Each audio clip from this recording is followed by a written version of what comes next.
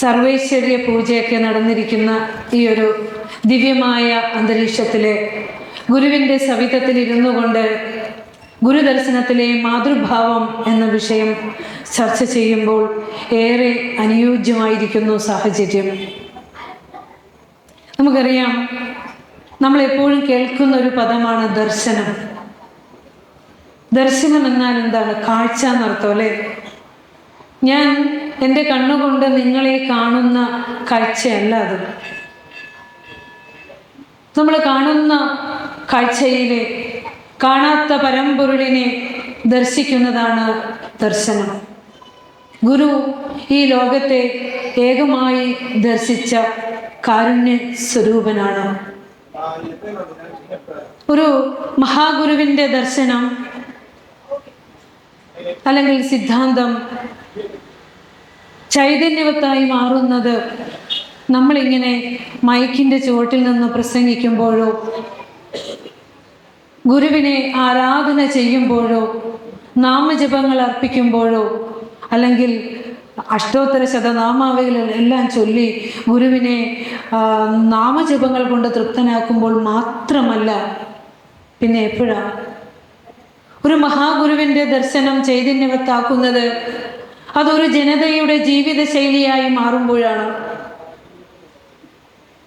തൊട്ടടുത്തിരിക്കുന്നവനെ കൂടി ചേർത്ത് പിടിക്കാനും സ്നേഹിക്കുവാനും നമുക്ക് കഴിഞ്ഞില്ലെങ്കിൽ നമ്മൾ ഈ ഗുരുവിൻ്റെ ഭക്തരാണെന്ന് എങ്ങനെ പറയാൻ സാധിക്കുക? അനുകമ്പ സ്വരൂപനായ ഗുരു ഈ ലോകത്തെ അനുകമ്പയോടെ ചേർത്ത് പിടിച്ചു. കല്ലിനകത്തു കുടിവാഴുന്ന അല്പജന്തു മുതൽ അല്ലിക്കുടത്തിലമരുന്ന അമരേന്ദ്രൻ വരെ എല്ലാം ഗുരുവിൻ്റെ ദർശനത്തിൽപ്പെട്ടിരുന്നു. ഗുരു എന്നും ചേർത്ത് പിടിച്ചത് ഒറ്റപ്പെട്ട് നിന്നവരെ ആയിരുന്നു. കൂട്ടം കൂടി നിന്നവരെ അല്ല, ഒറ്റപ്പെട്ട് നിന്നവരെ ചേർത്ത് പിടിച്ച കാരുണ്യ സ്വരൂപനാണ് ഗുരു. ഗുരുവിൻ്റെ സങ്കല്പത്തിനനുസരിച്ച് പ്രതിഷ്ഠിച്ച ക്ഷേത്രങ്ങൾ 3 എണ്ണമാണ്. ക്ഷേത്ര സങ്കല്പം 3 ആണ്. ഒന്ന് അരുവിപ്പുറം പ്രതിഷ്ഠ. അരുവിപ്പുറം പ്രതിഷ്ഠയിലൂടെ അവശ ജനകോടികൾക്ക് ആരാധനാ സൗകര്യം ഒരുക്കുന്നതിലൂടെ ഒരു സംഘടനാ സിദ്ധാന്തത്തിന് തറക്കല്ലിടുക കൂടി ചെയ്തു ഗുരു.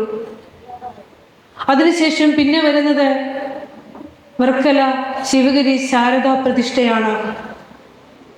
ആ ആദ്യത്തെ പ്രതിഷ്ഠയിൽ വിഗ്രഹമുണ്ടായിരുന്നു, ക്ഷേത്രാരാധനകളെല്ലാം ഉണ്ടായിരുന്നുവെങ്കിൽ രണ്ടാമത് പ്രതിഷ്ഠിച്ചപ്പോൾ നമ്മുടെ ശാരദയ്ക്ക് വെള്ളവും പുഷ്പവും മാത്രം മതി. ആത്മീയമായി ഒരു പടി കൂടി ഉയർന്ന് അറിവിൻ്റെ ദേവതയെയാണ് ഗുരു പ്രതിഷ്ഠിച്ചത്. ഗുരുവിൻ്റെ ഹൃദയത്തിൽ വിരിഞ്ഞ സൗന്ദര്യ കുസുമമായ അറിവിനെയാണ്, ബ്രഹ്മസ്വരൂപത്തിൻ്റെ ശക്തിയെയാണ് ഗുരു ശാരദയായി നമുക്ക് പ്രതിഷ്ഠിച്ചു തന്നത്. അതിലും ഒരു പടി കൂടി ഉയർന്ന് അദ്വൈതാശ്രമത്തിലെത്തിയപ്പോൾ വിഗ്രഹവുമില്ല, രൂപവുമില്ല, നാമവുമില്ല. അതിനപ്പുറം രണ്ടില്ല, ഏകമായ സത്യത്തെ ഗുരു പറഞ്ഞു തരുന്നതിന് അദ്വൈതാശ്രമം സ്ഥാപിച്ചു. ഇതില് നമ്മളിപ്പോൾ ഇവിടെ ഇരുന്ന് ചൊല്ലിയില്ലേ, ലളിതാ സഹസ്രനാമവും ദേവീ പൂജയൊക്കെ നടത്തി നമ്മൾ കുറച്ച് ആഴത്തിലൂടെ ഗുരുകൃതികളെ സമീപിക്കേണ്ടതുണ്ട്. അതായത് അറിവിൻ്റെ ദേവത എന്ന് പറഞ്ഞാൽ ഈ പ്രപഞ്ചത്തിനെ ആകെ നിയന്ത്രിക്കുന്ന, ഈ പ്രപഞ്ചത്തിലെ സമസ്ത ചരാചരങ്ങളും നാം ഉൾപ്പെടെയുള്ള അണു മുതൽ അണ്ഡകടാഹം വരെയുള്ള സമസ്ത ചരാചരങ്ങളും ഏതിൽ നിന്നുണ്ടായി, ഏതിൽ നിലനിന്ന് ഏതിലേക്ക് മടങ്ങുന്നുവോ അതാണ് ജഗതീശ്വരൻ അല്ലെങ്കിൽ പരബ്രഹ്മം അല്ലെങ്കിൽ അറിവ്, ബോധം. ഗുരു വിവിധങ്ങളായ നാമങ്ങൾ കൊടുത്തു അതിന്. ആ ജഗതീശ്വരൻ്റെ ശക്തിയാണ് ദേവി. ഒന്നുകൂടെ ശ്രദ്ധിക്കുക, ഈ പ്രപഞ്ചത്തെ സൃഷ്ടിച്ച് നിലനിർത്തി സംഹരിക്കുന്ന ജഗതീശ്വരൻ്റെ ശക്തിയായാണ് ദേവീ സ്വരൂപത്തെ ഗുരു നമുക്ക് തന്നത്. അറിവിൻ്റെ ദേവതയെ നമുക്കറിയാം, ഒന്നായ മാമതിയിൽ തുടങ്ങി, അതായത് ഏകമായ ആ സത്യത്തിൽ തുടങ്ങിയിട്ട് ഗുരു അവസാനിപ്പിക്കുന്നു ജന്നി നവരത്ന മഞ്ജരി എന്ന 9 ശ്ലോകങ്ങൾ അടങ്ങിയ നവരത്ന മഞ്ജരി. ജന്നി നവരത്ന മഞ്ജരി അവസാനിപ്പിക്കുന്നത് വാഴ്ത്തുവാനും അരുതേ എന്ന് പറഞ്ഞുകൊണ്ടാണ്. അമ്മേ, നിന്നെ വാക്കുകൾ കൊണ്ട് സ്തുതിക്കാനാവുന്നതല്ല, മനസ്സുകൊണ്ട് ചിന്തിക്കാവുന്നതല്ല, ബുദ്ധിക്ക് പിടിക്കാവുന്നതല്ല. വാക്കിനപ്പുറമുള്ള ആ പരമചൈതന്യത്തെ ഗുരു നമുക്ക് പറഞ്ഞു തന്നു. ഒന്നായ ആ ജഗദീശ്വര ശക്തിയിൽ നിന്ന് ആയിരം ത്രിപുടികൾ വന്നപ്പോൾ നമ്മൾ അതില് സത്യമെന്ന് കരുതി ഒന്നാകെ വീണു വലഞ്ഞുപോയി. സത്യമല്ലാത്തതിനെ സത്യമെന്ന് കരുതി വീണു വലഞ്ഞു. ഇനി അതിൽ നിന്നൊന്ന് കരകയറണമെങ്കിൽ ദേവിയുടെ പാദങ്ങൾ മാത്രമാണ് ആശ്രയമായിട്ടുള്ളത്. ഗുരു ചോദിക്കുകയാണ് ഒന്നാമത്തെ ശ്ലോകത്തിൽ, അമ്മേ ഞാൻ എന്നാണെന്ന് ആറി തണുക്കുക? ഈ പ്രാപഞ്ചിക ജീവിതത്തിന്റെ ദുഃഖ ദുരിതങ്ങളിൽ പെട്ട് വലയുന്ന ഞാൻ എന്നാണമ്മേ ഞാനൊന്ന് ആറി തണുക്കുക എന്ന് ചോദിച്ചുകൊണ്ടാണ് ഒന്നാം ശ്ലോകം അവസാനിപ്പിക്കുന്നത്. ഇവിടെ നമുക്കറിയാം, ദേവീ സ്തുതി എന്ന് കേട്ടാൽ നമ്മുടെ മനസ്സിലേക്ക് ആദ്യം ഓടിയെത്തുന്നത് ലളിതാ സഹസ്രനാമമാണ്, അല്ലേ? നമുക്കൊക്കെ അറിയാമോ എന്നറിയില്ല ഗുരുവിന്റെ കൃതികൾ എന്താണെന്ന്. അതായത് ശാക്തേയ പ്രസ്ഥാനത്രയങ്ങൾ എന്ന് പറയും. ദേവി ആരാധനയ്ക്കാണ് ശാക്തേയ പ്രസ്ഥാനം എന്ന് പറയാം. ശാക്തേയ പ്രസ്ഥാനങ്ങളിൽ 3 ഗ്രന്ഥങ്ങളാണ് ഏറ്റവും പ്രധാനമായിട്ടുള്ളത്. ഭാരതത്തിലെ ദേവി ആരാധനയിലെ ഏറ്റവും പ്രധാനപ്പെട്ട 3 സങ്കല്പങ്ങളാണ് നമ്മളൊക്കെ ഇപ്പൊ ചൊല്ലിയ ലളിതാ സഹസ്രനാമവും ദേവി മഹാത്മ്യവും സൗന്ദര്യലഹരിയും. ഇനി പറയുന്നത് ശ്രദ്ധിച്ചു കേൾക്കണം. ഈ 3 കൃതികളിലെയും ഈ 3 ഗ്രന്ഥങ്ങളിലെയും സാരത്തെ എടുത്തിട്ട് ആറ്റി കുറുക്കി സൂത്രരൂപത്തിൽ ഗുരു നമുക്ക് തന്നതാണ് ജന്മി നവരത്ന മഞ്ജരി. നമ്മൾ ഇതൊക്കെ എടുത്തൊരു മൂലയിലേക്ക് മാറ്റിവെക്കും. നമ്മളെ സംബന്ധിച്ചിടത്തോളം സ്തോത്രഗതി എന്ന് പറഞ്ഞാൽ ഗുരുദേവ കൃതികളിലേക്ക് അടുത്ത് വന്നിട്ടുണ്ടോ എന്ന് എനിക്കറിയില്ല.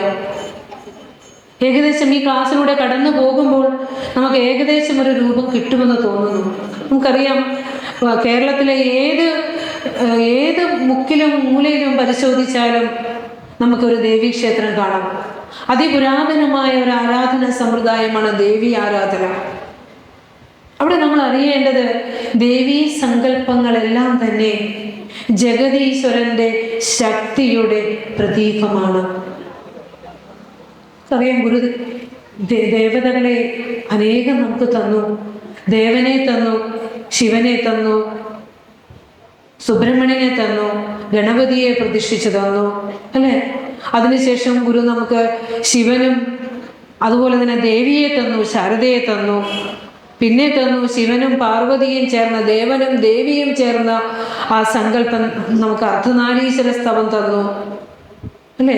പിന്നെ നമുക്ക് ദേവനും ദേവിക്കും ഒക്കെ അപ്പുറമായിട്ടുള്ള പരമ്പൊരുളിനെ ആരാധിക്കുവാനായിട്ട് ആത്മോപദേശ ശതകം തന്നു, അദ്വൈത ദീപിക തന്നു, ബ്രഹ്മവിദ്യാപഞ്ചകം തന്നു, ജന്മി നവരത്ന മഞ്ജരി തന്നു.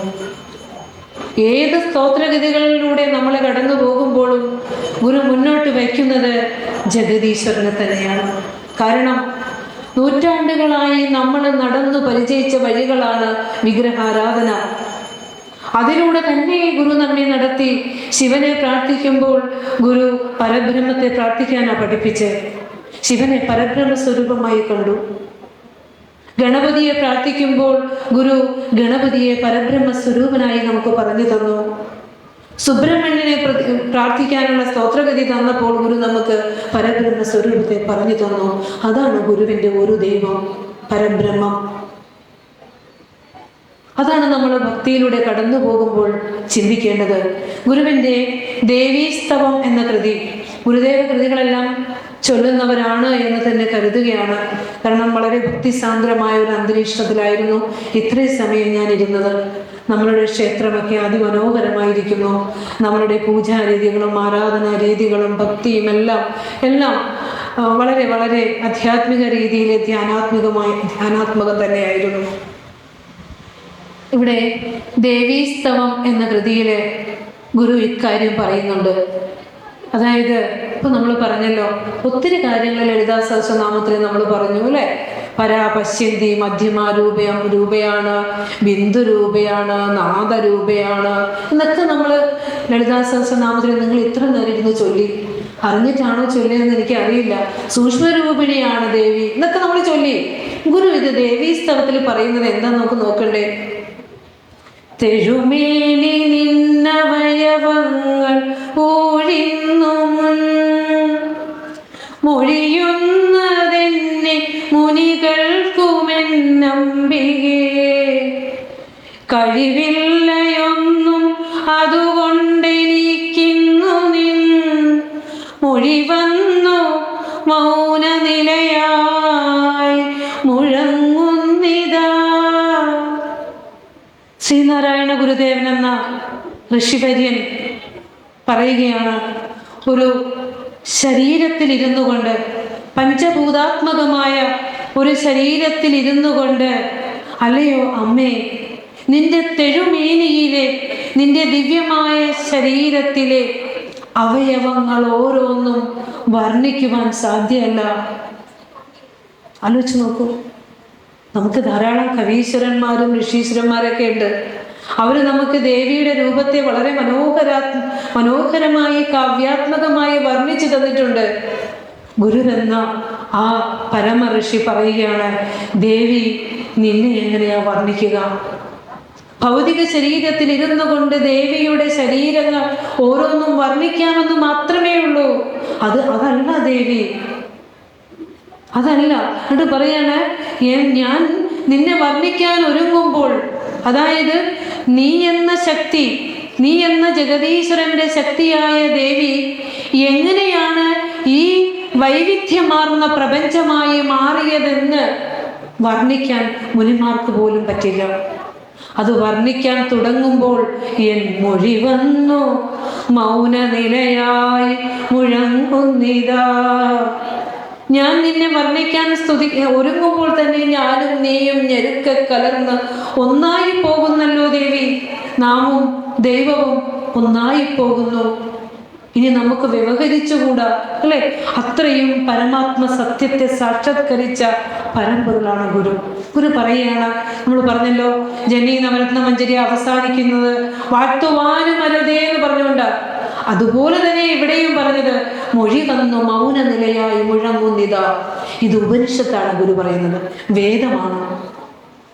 അതായത് വേദം പറയുന്നു, യസ്യ അമതം തസ്യ മതം, മതം യസ്യ ന വേദസഹ. ഉപനിഷത്ത് പറയാണ്, യസ്യ അമതം, ഏതൊരു ചൈതന്യ സ്വരൂപനാണോ ഈ ചൈതന്യത്തെ മനസ്സിലായില്ല എന്ന് പറയുന്നത്, എനിക്ക് വാക്കുകൾ കൊണ്ട് വർണ്ണിക്കാൻ പറ്റുന്നില്ല, അല്ലെങ്കിൽ ഇതിനെ എനിക്ക് ബുദ്ധിക്ക് പിടിക്കാത്തതാണ് എന്ന് പറയുന്നത്, അവൻ മാത്രമേ ഇതിനെ അറിഞ്ഞിട്ടുള്ളൂ. നമ്മളോട് ജനീനവരത്ന മഞ്ജരി മനസ്സിലായെന്ന് ചോദിച്ചാൽ നമ്മൾ പറയും എനിക്ക് മനസ്സിലായി എന്ന് പറയും. ഗുരു പറയുന്നു, വാഴ്ത്തുവാനും അരുതേ. മതം യസ്യ ന വേദസഹ, ആരാണോ ഇതിനെ അറിഞ്ഞു എന്ന് പറയുന്നത് അവൻ ഇതിനെ അറിഞ്ഞിട്ടുമില്ല. ഇത് ഗുരുവിന്റെ മതം. അപ്പൊ നമ്മൾ ആദ്യത്തെ ശ്ലോകം ദേവീസ്തവത്തിൽ ഗുരു പറഞ്ഞു, ഒരു ഭൂമിയിൽ പഞ്ചഭൂതാത്മകമായ ശരീരത്തിൽ ഇരുന്നു കൊണ്ട് ദേവി എന്താണെന്ന് വർണ്ണിക്കുവാൻ സാധ്യമല്ല. രണ്ടാമത്തെ ശ്ലോകത്തിൽ പറയുക ഗുരു, ഇതുകൊണ്ടു കണ്ടതിലൊരുത്തി നീ എന്നുമീ മതിമണ്ഡലത്തോടു മറുത്തു മറ്റൊന്നിനും കുതി കൊണ്ടു ചാടി വലയാതെ കണ്ടങ്ങുവിൻ പദതാരെടുത്തു പദമൂന്നി പൊന്നിൻ കനി. ദേവിയെ ഗുരു വിളിക്കുക, പൊന്നിൻ കനി, എൻ്റെ അമ്മേ, ജഗദീശ്വര ശക്തി, നമ്മുടെ അമ്മയെ തൊഴുതുവോ എന്ന് ശിവഗിരിയിലെത്തുന്ന എല്ലാവരോടും ചോദിക്കും, അറിവിൻ്റെ ദേവതയെ തൊഴുതുവോ, അല്ലെ? എൻ്റെ പൊന്നിൻ കനി. നിന്നെ വർണ്ണിക്കാൻ പറ്റാത്തത് കൊണ്ട് ഈ പ്രപഞ്ചത്തിലെ സകലതും ദേവീ ചൈതന്യമാണ് എന്ന് പറഞ്ഞാൽ എന്താ അർത്ഥം? നമ്മളുടെ അകത്തിരുന്ന് ചലിക്കുന്ന ചൈതന്യവും ഈ പ്രപഞ്ചത്തെ ആകെ സ്ഫുരിക്കുന്ന ചൈതന്യവും ശക്തി സ്പന്ദനം, എനർജി, വൈബ്രേഷൻ. അറിയാം, ആധുനിക ശാസ്ത്രലോകം വരെ ഈ പ്രപഞ്ചത്തിന്റെ ഉത്പത്തിയെ കുറിച്ച് കണ്ടെത്തിയിട്ടില്ല. ഈ കഴിഞ്ഞ അധികം വർഷങ്ങളൊന്നും ആയിട്ടില്ല ശാസ്ത്രജ്ഞന്മാര് ഈ പ്രപഞ്ചത്തിന് കാരണം ഒരു ദൈവഗണമാണെന്ന് പറഞ്ഞിട്ട്. ഒരു കല്ലിനെ എടുത്ത് പരിശോധിച്ചാൽ പോലും അതിലെ ഘടകങ്ങൾ പരസ്പരം ചലിക്കുന്നുണ്ട്. അത് ശബ്ദമാണ്, നാദമാണ്, വേവ്സ് ആണ് എന്ന് ശാസ്ത്രജ്ഞന്മാരോടും പറഞ്ഞിരിക്കുന്നു. അപ്പോൾ ഈ പ്രപഞ്ചത്തിലെ എല്ലാം ശക്തി സ്വരൂപമാണെങ്കിൽ ഏതിനെയാണ് ദേവി എന്ന് വിളിക്കുക? ഇപ്പൊ നമ്മൾ പറഞ്ഞല്ലോ, എല്ലാ അമ്മമാരും ദേവിയാണ്. നമ്മൾ അമ്മയ്ക്ക് പൂജ കൊടുത്തില്ലേ അവസാനം? എല്ലാ സ്ത്രീജനങ്ങളും ദേവിയാണ്. ഈ പ്രപഞ്ചത്തിലെ സകലതും ദേവീ സങ്കല്പമാണ്. അതായത് ബ്രഹ്മത്തിന്റെ ശക്തിയാണ്, എനർജി, വൈബ്രേഷനാണ്. അതാണ് ഗുരു ഇവിടെ പറയുന്നത്. എന്നിട്ട് പറയുകയാണ്, ദേവി അതുകൊണ്ട് കണ്ടതിലൊരുത്തി നീ എന്നുമേ, ഒരു രൂപത്തെ ദേവിയായി സങ്കല്പിച്ചിട്ട് തന്നിരിക്കുക. നമുക്ക് തന്നേക്കുക. നമ്മളിങ്ങനെ പലതിൽ ഓടി നടക്കുന്നവരാ. ഇപ്പുറത്തെ കൃഷ്ണനെ തൊഴുക, നമുക്ക് ഈ കൃഷ്ണന് ശക്തി ഇല്ലെങ്കിൽ നമുക്ക് അപ്പുറത്തെ കൃഷ്ണനെ പോയി തൊഴണം. അല്ലെങ്കിൽ ഇവിടുത്തെ ഗുരുവിന് ശക്തി ഇല്ലെങ്കിൽ തൊട്ടപ്പുറത്തെ ഗുരുവിനെ പോയി തൊഴണം നമുക്ക്. കാരണം നമ്മളിങ്ങനെ പലതിൽ ഭ്രമിച്ച് കുതികൊണ്ട് ചാടി വലഞ്ഞ് നടക്കുകയാണ്. ഒന്നിൽ മനസ്സിനെ ഏകാഗ്രമാക്കാൻ നാം പഠിച്ചിട്ടില്ല, അല്ലെങ്കിൽ നമുക്ക് പറ്റുന്നില്ല. അതുകൊണ്ട് ഗുരു പറയാണ്, കുതി കൊണ്ടു ചാടി വലയാതെ കണ്ടങ്ങ്. മനസ്സ് ഭ്രമിച്ചു പോകല്ലേ. നിൻ പദതാരെടുത്തു പദമൂന്നി പൊന്നിൻ കനി. നിന്റെ മനസ്സ് ആ ഒരു രൂപത്തെ വെച്ചിട്ട് ആ രൂപത്തിലേക്ക് മനസ്സ് സങ്കല്പിച്ചുകൊണ്ട് നീ നിന്റെ ഉള്ളിലെ ചൈതന്യത്തെ ധ്യാനിക്കാനാണ് ഗുരു പറഞ്ഞത്. നമുക്ക് മനസ്സിലാകുമോ എന്നറിയില്ല. നമ്മളെയൊക്കെ സംബന്ധിച്ചിടത്തോളം ഇപ്പോൾ ഗുരു ഇരിക്കുന്നത് ഗുരുമണ്ഡപത്തിലാണ്, ദേവി ഇരിക്കുന്നത് ദേവീ ക്ഷേത്രത്തിലാണ്, ശിവൻ ഇരിക്കുന്നത് ശിവവിഗ്രഹത്തിലാണ്. കെട്ടിയ കുറ്റിയിൽ നിന്ന് വർഷം എത്രയായി ഗുരു ഇതൊക്കെ തന്നിട്ട് നമ്മളൊരല്പം പോലും അനങ്ങിയിട്ടുണ്ടോ? നമ്മളിലേക്ക് തിരിഞ്ഞു നോക്കാറായിട്ടുണ്ടോ? നമ്മൾ എന്തെല്ലാം ഭഗവാൻ നമുക്ക് തന്നു. പറഞ്ഞു, അപരമിതൊക്കെയും പരിചയിക്കുമതിങ്കളിരുന്ന് അപജയമായണഞ്ഞതിതു കണ്ടറി നീ മനമേ. ജപപടമംഗമാം ഇതിലിരുന്നു ജപിക്കുകിൽ ഇങ്ങുപരതി വന്നുപെടാം അകതാരിലൊരിമ്പമതാം.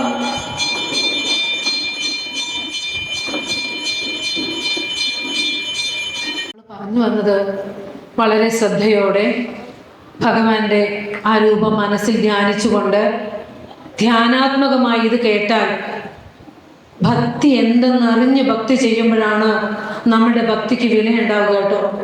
ജ്ഞാനത്തിലൂടെ ആ ഭക്തിയിലേക്ക് എത്തുന്നത്. മനസ്സിലായോ? ഈശ്വരൻ എന്താണെന്ന് അറിഞ്ഞിട്ട് ആരാധന ചെയ്യേണ്ടത്. നമ്മൾ പക്ഷേ സത്സംഗത്തിൽ ഇരിക്കുമ്പോൾ പോലും അതൊന്നും ശ്രദ്ധിക്കില്ല. ശ്രദ്ധയോടെ തന്നെ വേണം ഇത് ശ്രവിക്കാനായിട്ട്. അപ്പോൾ പറയുക, ഗുരു ശിവസ്തവത്തിലൂടെ പറയുക, എൻ്റെ ജഗദീശ്വര, ഞാൻ ഈ ലോകത്ത് പലതിനും എൻ്റെ മനസ്സ് പറ്റിപ്പിടിച്ചു. എൻ്റെ കണ്ണുകൊണ്ട് ഞാൻ രൂപങ്ങളൊക്കെ ആസ്വദിച്ചു നോക്കി, എൻ്റെ ചെവി കൊണ്ട് ശബ്ദങ്ങളൊക്കെ കേട്ടു നോക്കി, എൻ്റെ നാവ് കൊണ്ട് പലതും രുചിച്ചു. പക്ഷേ ഇവിടെയൊക്കെ എനിക്ക് അപജയമാണ് സംഭവിച്ചത്, പരാജയമാണ് സംഭവിച്ചത്. കണ്ണിന് വീണ്ടും നല്ല കാഴ്ചകൾ കണ്ടാലേ വീണ്ടും സുഖിക്കാൻ പറ്റൂ. നാവിന് വീണ്ടും ആഹാരം കിട്ടിയാലേ രുചി വീണ്ടും ആ സുഖത്തെ നിലനിർത്താനാകൂ. പക്ഷേ ഇത് പരാജയപ്പെട്ടു ഞാൻ.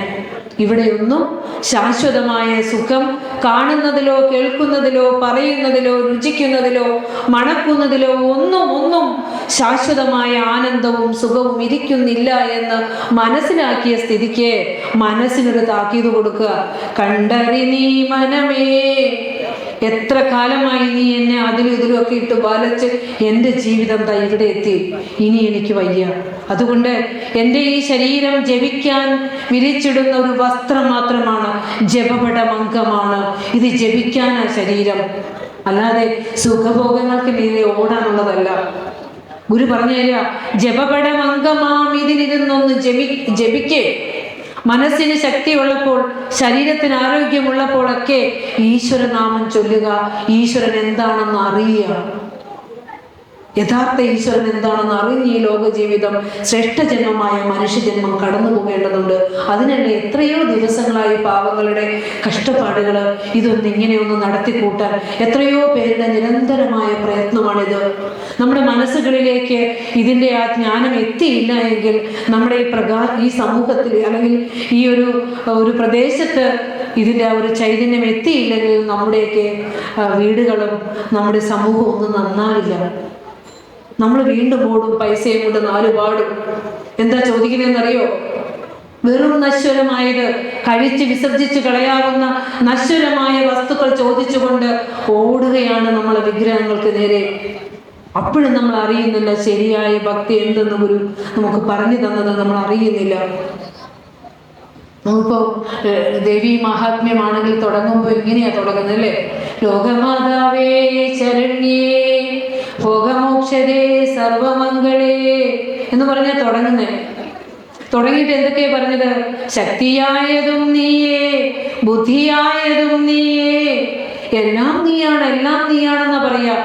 എൻ്റെ ശാന്ത സ്വഭാവമായതും നീയാണ്, ഘോര സ്വഭാവമായതും നീയാണ്, ഇനി ഞാൻ അർപ്പിക്കുന്ന സ്വധായായതും നീയാണ്.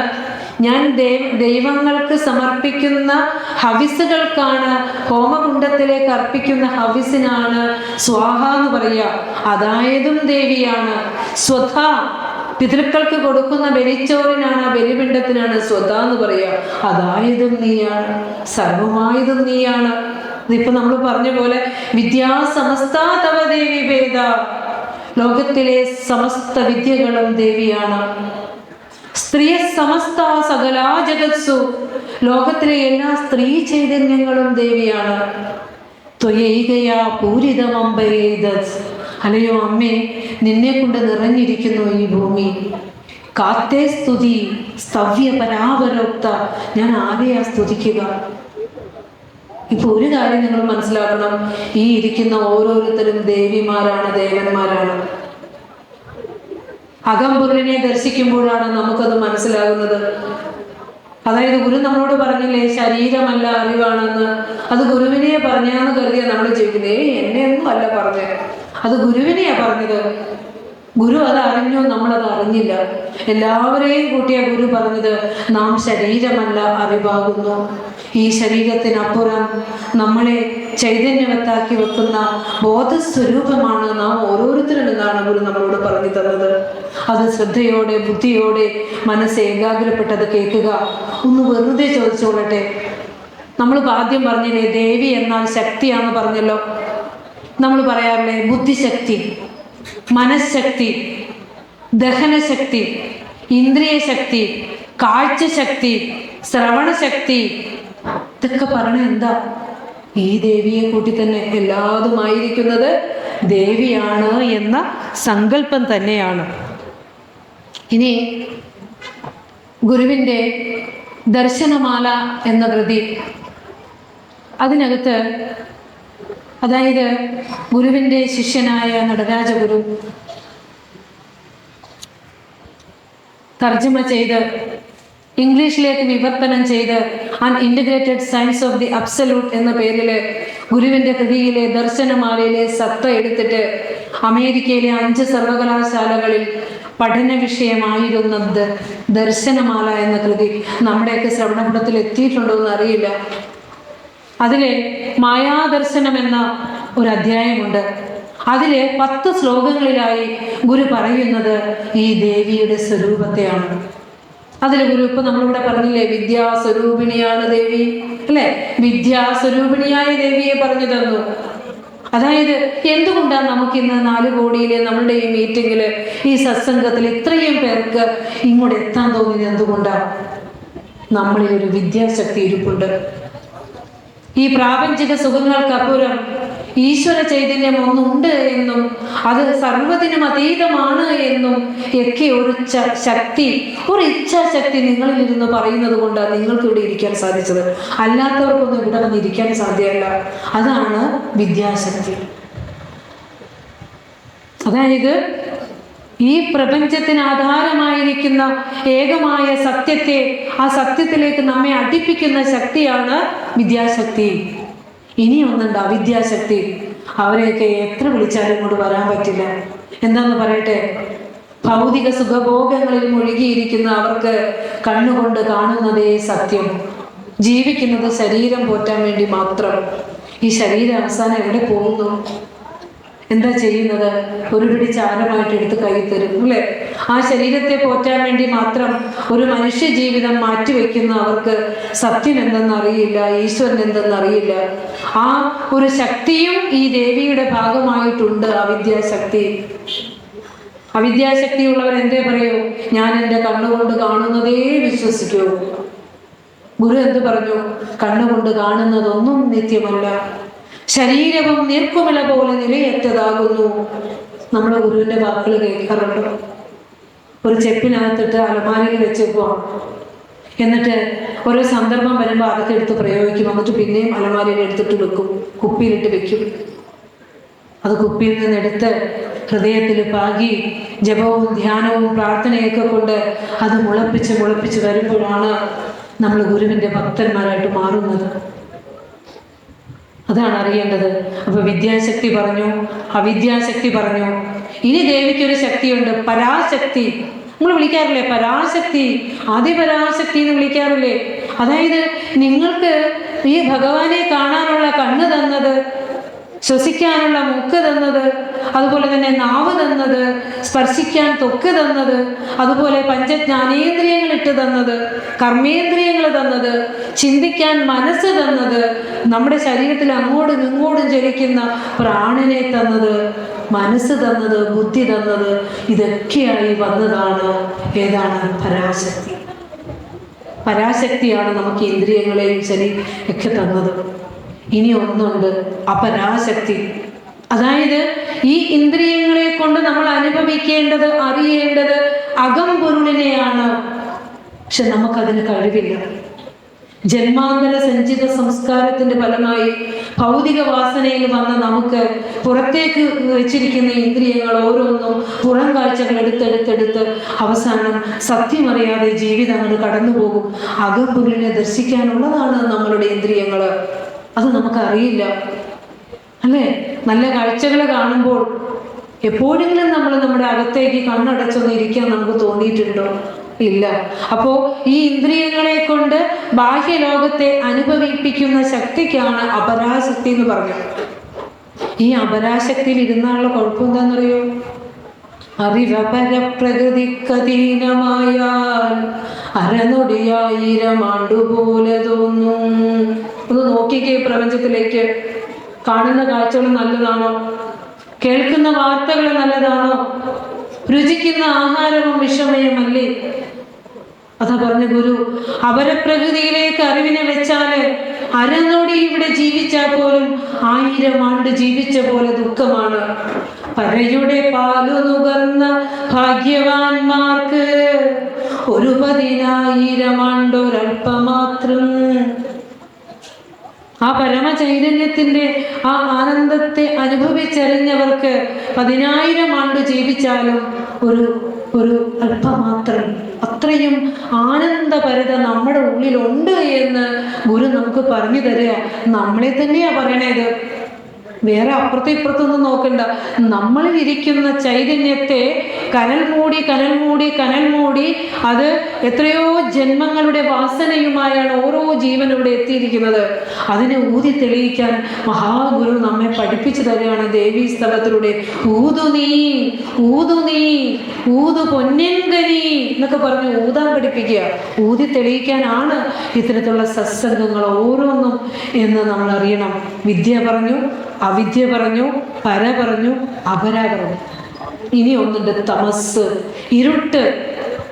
നമ്മളെയൊക്കെ മൂടിയിരിക്കുന്നൊരു കൂരിരുട്ടുണ്ട്. അത് ജന്മാന്തരങ്ങളായി കൊണ്ടുവന്ന ഭൗതിക വാസനകളുടെ കർമ്മക്കെട്ടുകളാണ്. ആ കെട്ടിനാണ് നമ്മൾ വന്നേക്കണേ. അതുകൊണ്ട് നമുക്ക് നമ്മളുടെ സ്വരൂപത്തെ ഒന്നും അറിയാനുള്ള ത്രാണിയില്ല. നമുക്കറിയാം, പതിത ജനകോടികളുടെ ഈ ഇരുട്ടിനെ മാറ്റാനായിട്ടാണ് മഹാഗുരു മരുത്വ മലയിൽ നിന്ന് ഇറങ്ങി വന്നിട്ട് കൈ പിടിച്ചു വലിച്ചു നമ്മളോട് വരൂ പോരൂ, ദിനം പിടിച്ചും മധുര അത് കുടിച്ചും കിടക്കുന്ന ലോകർക്ക് ഉത്തിഷ്ട ഉത്തിഷ്ട ശീഘ്രം, നദിയിൽ മുഴുകുവാൻ കാലമായി വന്നിരിപ്പോൾ. ഈ ജ്ഞാന നദിയിലൊന്ന് മുങ്ങണ്ടേ? പട്ടിയായും പൂച്ചയായും പല്ലിയായും ഉറുമ്പായിട്ടൊന്നുമല്ലല്ലോ നമ്മൾ വന്നത്, വിശേഷ ബുദ്ധിയുള്ള മനുഷ്യനായിട്ടല്ലേ. എന്നിട്ട് എന്തേ നമ്മൾ മൃഗങ്ങളെ പോലെ ഉണ്ടും ഉറങ്ങിയും ഈ ജീവിതം അങ്ങ് കഴിച്ചു കൂട്ടുന്നു? നമ്മുടെ ഉള്ളിലേക്കൊന്ന് തിരിയാൻ നമുക്ക് സാധിക്കുന്നില്ലല്ലോ. അതാണ് ഗുരു പറഞ്ഞത്, തമസ്സുണ്ട്. ദേവിയുടെ ഒരു ശക്തിയാണ് ഈ തമസ് നമ്മളെ മൂടിയിരിക്കുന്നു. ഈ തമസ് മാറ്റാനായിട്ട് നമുക്ക് ദേവിയോട് പ്രാർത്ഥിക്കേണ്ടതുണ്ട്. പിന്നെ ഒന്നുണ്ട് പ്രധാനം, നമ്മളുടെ ലളിതാ സഹസ്രനാമം ചൊല്ലിയപ്പോൾ പറഞ്ഞില്ലേ, സൂക്ഷ്മമായതും നീയേ. ഇതൊക്കെ മൈന്യൂട്ടായിട്ടുള്ള കാര്യങ്ങൾ സൂത്ര രൂപത്തിൽ എഴുതി വെച്ചിരിക്കുന്നതാണ് ലളിതാ സഹസ്രനാമം. അതിൻ്റെ ആ കണ്ടന്റാണ് ഞാൻ പറഞ്ഞു ജനി നവരത്ന മഞ്ചരി. ഈ ശാക്തേയ പ്രസ്ഥാനത്രയത്തിലെ 3 ഗ്രന്ഥങ്ങളുടെ ഒന്നുകൂടി ഉറപ്പിച്ച് പറയാണ്, സൂത്ര രൂപത്തിൽ തന്നതാണ് ഭഗവാന്റെ ദേവീ സ്തുതികൾ. അതിലേറ്റവും പ്രധാനം ജനി നവരത്ന മഞ്ചരി. വേറെ ഒന്നും തേടി നിങ്ങൾ പോകണ്ട, അതെടുത്തു വെച്ച് പഠിച്ചു. ഓരോന്നും എത്രയെത്ര വ്യാഖ്യാനം ചെയ്ത് പഠിക്കാനുണ്ടെന്നറിയോ? എത്രയോ ഉപനിഷത്തുക്കളുടെ സാരമാണെന്നറിയോ ഭഗവാൻ നമുക്ക് തന്നത്? നമ്മൾ അറിഞ്ഞിട്ടുണ്ടോ ഗുരുവിനെ? ഇതൊക്കെ തന്നിട്ട് നമ്മൾ എന്തെടുത്ത് വെക്കും പ്രാർത്ഥിക്കാൻ നേരത്ത്? കൊടുത്തു ഒരു കാവ്യമായിട്ട് മാറ്റിവെച്ച് പോവുക. ഒരു സാധാരണ മനുഷ്യന് മനസ്സിലാകുന്ന ഭാഷയിൽ ഗുരു ഇതെല്ലാം നമുക്ക് പറഞ്ഞു തന്നു. നമ്മൾ ഇനി അതൊക്കെ എടുത്ത് വെച്ച് പതുക്കെ പഠിച്ചു തുടങ്ങുക. അതിനുള്ള ഒരു ഫൗണ്ടേഷൻ സ്റ്റോണാണ് ഇത്തരത്തിലുള്ള സത്സംഗങ്ങൾ ഓരോന്നും. ഇപ്പോൾ പ്രധാനം പറഞ്ഞത് എന്താ നമുക്കറിയാം, ഒരു വലിയ ആൽമരം ഇരുന്നത് ഒരു അണു പോലെയുള്ള ഒരു വിത്തിന്റെ അകത്തല്ലേ. ആ ഒരു വലിയ ആൽമരത്തിന്റെ സകല സാധ്യതകളും ആ കുഞ്ഞ് വിത്തിന്റെ തരിയിൽ ഉണ്ടായിരുന്നു. അതുപോലെ ഈ നമ്മൾ ഉൾപ്പെടെയുള്ള സമസ്ത പ്രപഞ്ചത്തെയും ഒരു കുഞ്ഞ് അണുവിൽ സൂക്ഷ്മ രൂപത്തിൽ അടക്കി വെച്ചതിനെയാണ് പ്രധാനം എന്ന് പറയുക. നമ്മളിവിടെ ചൊല്ലിയില്ലേ, സൂക്ഷ്മമായത് നീയേ എന്ന് പറഞ്ഞാൽ അത് തന്നെയാ അല്ലേ. ഇനി അടുത്തത് വരുന്നു പ്രകൃതി. 10,000 പേരുണ്ടെങ്കിൽ 10,000 പ്രകൃതിയായിരിക്കും. പക്ഷികൾക്കൊരു പ്രകൃതി, മാനിനൊരു പ്രകൃതി, പാമ്പിനൊരു പ്രകൃതി, പർവ്വതത്തിനൊരു പ്രകൃതി അല്ലേ. അപ്പോ അതായത് ഒന്നായ സത്വരജസ് തമോ ഗുണങ്ങൾ സൃഷ്ടി വന്നപ്പോൾ 3ആയതിനെയാണ് പ്രകൃതി എന്ന് പറയുക. അതുകൊണ്ടാണ് നമ്മുടെയൊക്കെ സ്വഭാവം വേർപെട്ടത്. ചിലർ നല്ല സത്വഗുണശാലികളായിരിക്കും, ഈശ്വരോന്മുഖമായി സഞ്ചരിക്കുന്നവരായിരിക്കും. ചിലർ നല്ല കർമ്മശാലികളായിരിക്കും, രജോ ഗുണരായിരിക്കും. ചിലരിതൊന്നുമില്ലാതെ നിദ്രയും ആലസ്യവും ഒക്കെ ആയിട്ട് തമോ ഗുണികളായിരിക്കും അല്ലെ. ഇത് ഈ പ്രകൃതി ദേവീ ചൈതന്യം പ്രകൃതി ആയപ്പോൾ 3ആയപ്പോഴാണ് വ്യത്യസ്തങ്ങളായത്. അത് ഗുരു ജനി നവരത്ന മഞ്ചരിയിൽ പറഞ്ഞു തന്നു. എങ്ങനെയാ? മീനായതും ഭവതി, വെറുതെ ഒന്ന് ചൊല്ലി നോക്കിക്കേ. മീനായതും ഭവതി മാനായതും ജനനി, നീനാഗവും നഗഗം താനായതും ധരനതീ നാരിയും നരനും, ആ നാഗവും നരകവും നീ നാമരൂപമതിൽ നാനാവിധ പ്രകൃതിമാനായി നിന്നറിയും ഈ ഞാനായതും ഭവതി ഹേ നാഥരൂപിണി അഹോ നാടകം നിഖിലം. എന്താ ഭഗവാൻ പറഞ്ഞു നോക്കിയേ. മീന് അല്ല, വെള്ളത്തിലൂടെ പോകുന്ന മീനിന്റെ പ്രകൃതിയിൽ ഇരിക്കുന്ന ചൈതന്യം ദേവിയാണ്. ഇനി കാട്ടിലൂടെ ഓടുന്ന മാനായത്, എഴഞ്ഞു സഞ്ചരിക്കുന്ന പാമ്പായത്, പറക്കുന്ന പക്ഷിയായത്, അനങ്ങാതിരിക്കുന്ന പർവ്വതമായത്, ഇതിനെ എല്ലാത്തിനെയും താങ്ങുന്ന ധരയായത്, ഭൂമിയായത്, നരനായത്, നാരിയായത്, സ്വർഗവും നരകവും ഉണ്ടെങ്കിൽ അതൊക്കെ ആയത്, എല്ലാത്തിനെയും കാണുന്ന ഞാനായതും ഭവതി ഹേ നാദരൂപിണി, എല്ലാതുമായിരിക്കുന്ന നീയാ. അതായത് നമ്മളുടെയൊക്കെ രൂപങ്ങൾ പലതാ. ഈ രൂപത്തിന്റെ എല്ലാം ഉള്ളിലിരുന്ന് ആടുന്ന ആട്ടക്കാരി അല്ലെങ്കിൽ ആട്ടക്കാരൻ ഒന്ന. വേഷങ്ങൾ പലത്, ആടുന്നയാൾ ഒന്ന്. അതാണ് നമ്മുടെ ചൈതന്യം. ഇപ്പൊ ചൈതന്യം ഇല്ലെങ്കിൽ നമ്മൾക്ക് ഇവിടെ പ്രഭാഷണം കേൾക്കാൻ വരാൻ പറ്റുമോ? ഇല്ലല്ലോ. അപ്പോൾ നമ്മൾ പല പ്രകൃതിക്കാരായി ഇരിക്കുന്നത് അത് നമ്മുടെ കർമ്മവാസനയ്ക്ക് അനുസരിച്ചുള്ള പ്രകൃതിയിൽ നമ്മൾ വന്നു. നമ്മൾ പാമ്പായും പക്ഷിയായൊന്നും ജനിച്ചില്ലല്ലോ. ഏതോ ജന്മത്തിൽ ചെയ്ത സുഹൃതം കൊണ്ട് നമ്മൾ മനുഷ്യരായി തന്നെ ജനിച്ചു. ശ്രീനാരായണ ധർമ്മത്തിൽ പറയുന്നുണ്ടല്ലോ, ഏറ്റവും ശ്രേഷ്ഠമായ മനുഷ്യ ജന്മത്തെ കുറിച്ച് ഗുരു പറയുന്നുണ്ട് അല്ലേ? അപ്പോ അതിലിരുന്നു കൊണ്ട് കർണപുടങ്ങളിലേക്ക് ഇതൊക്കെ ഒന്ന് കേട്ടാൽ വിത്തായി അവിടെ കിടക്കട്ടെ, അത് വീണ്ടും വിളഞ്ഞുകൊള്ളും.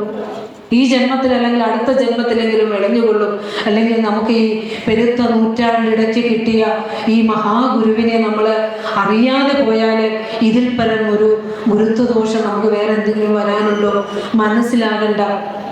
മനസ്സിലായില്ലെങ്കിലും ഇവിടെ നിന്നിരുത് കേട്ടോളൂ, അതിൻ്റെ സംസ്കാരം നമ്മുടെ ഉള്ളിലേക്ക് വന്നോളൂ, ഒരു സംശയമില്ല അവിടെ. അപ്പോൾ പലരുടെയും പല പ്രകൃതമായി ഇരിക്കുന്നത് ദേവി തന്നെയാണ്. നമ്മൾ പറയാറില്ലേ, ചില സമയത്ത് നമുക്ക് ഏതെങ്കിലും ദുഷ്ട സ്വഭാവമുള്ള മനുഷ്യർക്കാണെങ്കിൽ ആ ദുഷ്ടത മാറ്റാൻ പറ്റില്ല, അവരുടെ പ്രകൃതിയാണ്. മോഷ്ടിക്കുന്ന സ്വഭാവമുള്ള ഒരുവനാണെങ്കിൽ അവൻ അറിയാതെ മോഷ്ടിക്കാനുള്ള ടെൻഡൻസി അവനിലേക്ക് വന്നുകൊണ്ടിരിക്കും. ആ ഒരു പ്രകൃതിയാണ്. അതാണ് ദുര്യോധന മഹാരാജാവ് പറയുന്ന മഹാഭാരതത്തിൽ അല്ലേ, ജാനാമി ധർമ്മം നച്ചമേ പ്രവൃത്തി അല്ലേ. എനിക്ക് ധർമ്മം എന്തെന്നറിയാം, പക്ഷെ അത് പ്രവർത്തിക്കാൻ പറ്റണില്ല. ജാനാമി അധർമ്മം നച്ചമേ നിവൃത്തി, ഞാൻ ചെയ്യുന്നത് അധർമ്മമാണെന്ന് എനിക്കറിയാം, പക്ഷെ എനിക്ക് അതിൽ നിന്ന് തെറ്റിൽ നിന്ന് പിന്മാറാൻ പറ്റണില്ല. കാരണം കേനാവി ദേവേന ഹൃദിസ്ഥിതേന യഥാ നിയുക്തോസ്മി തഥാ കരോമി.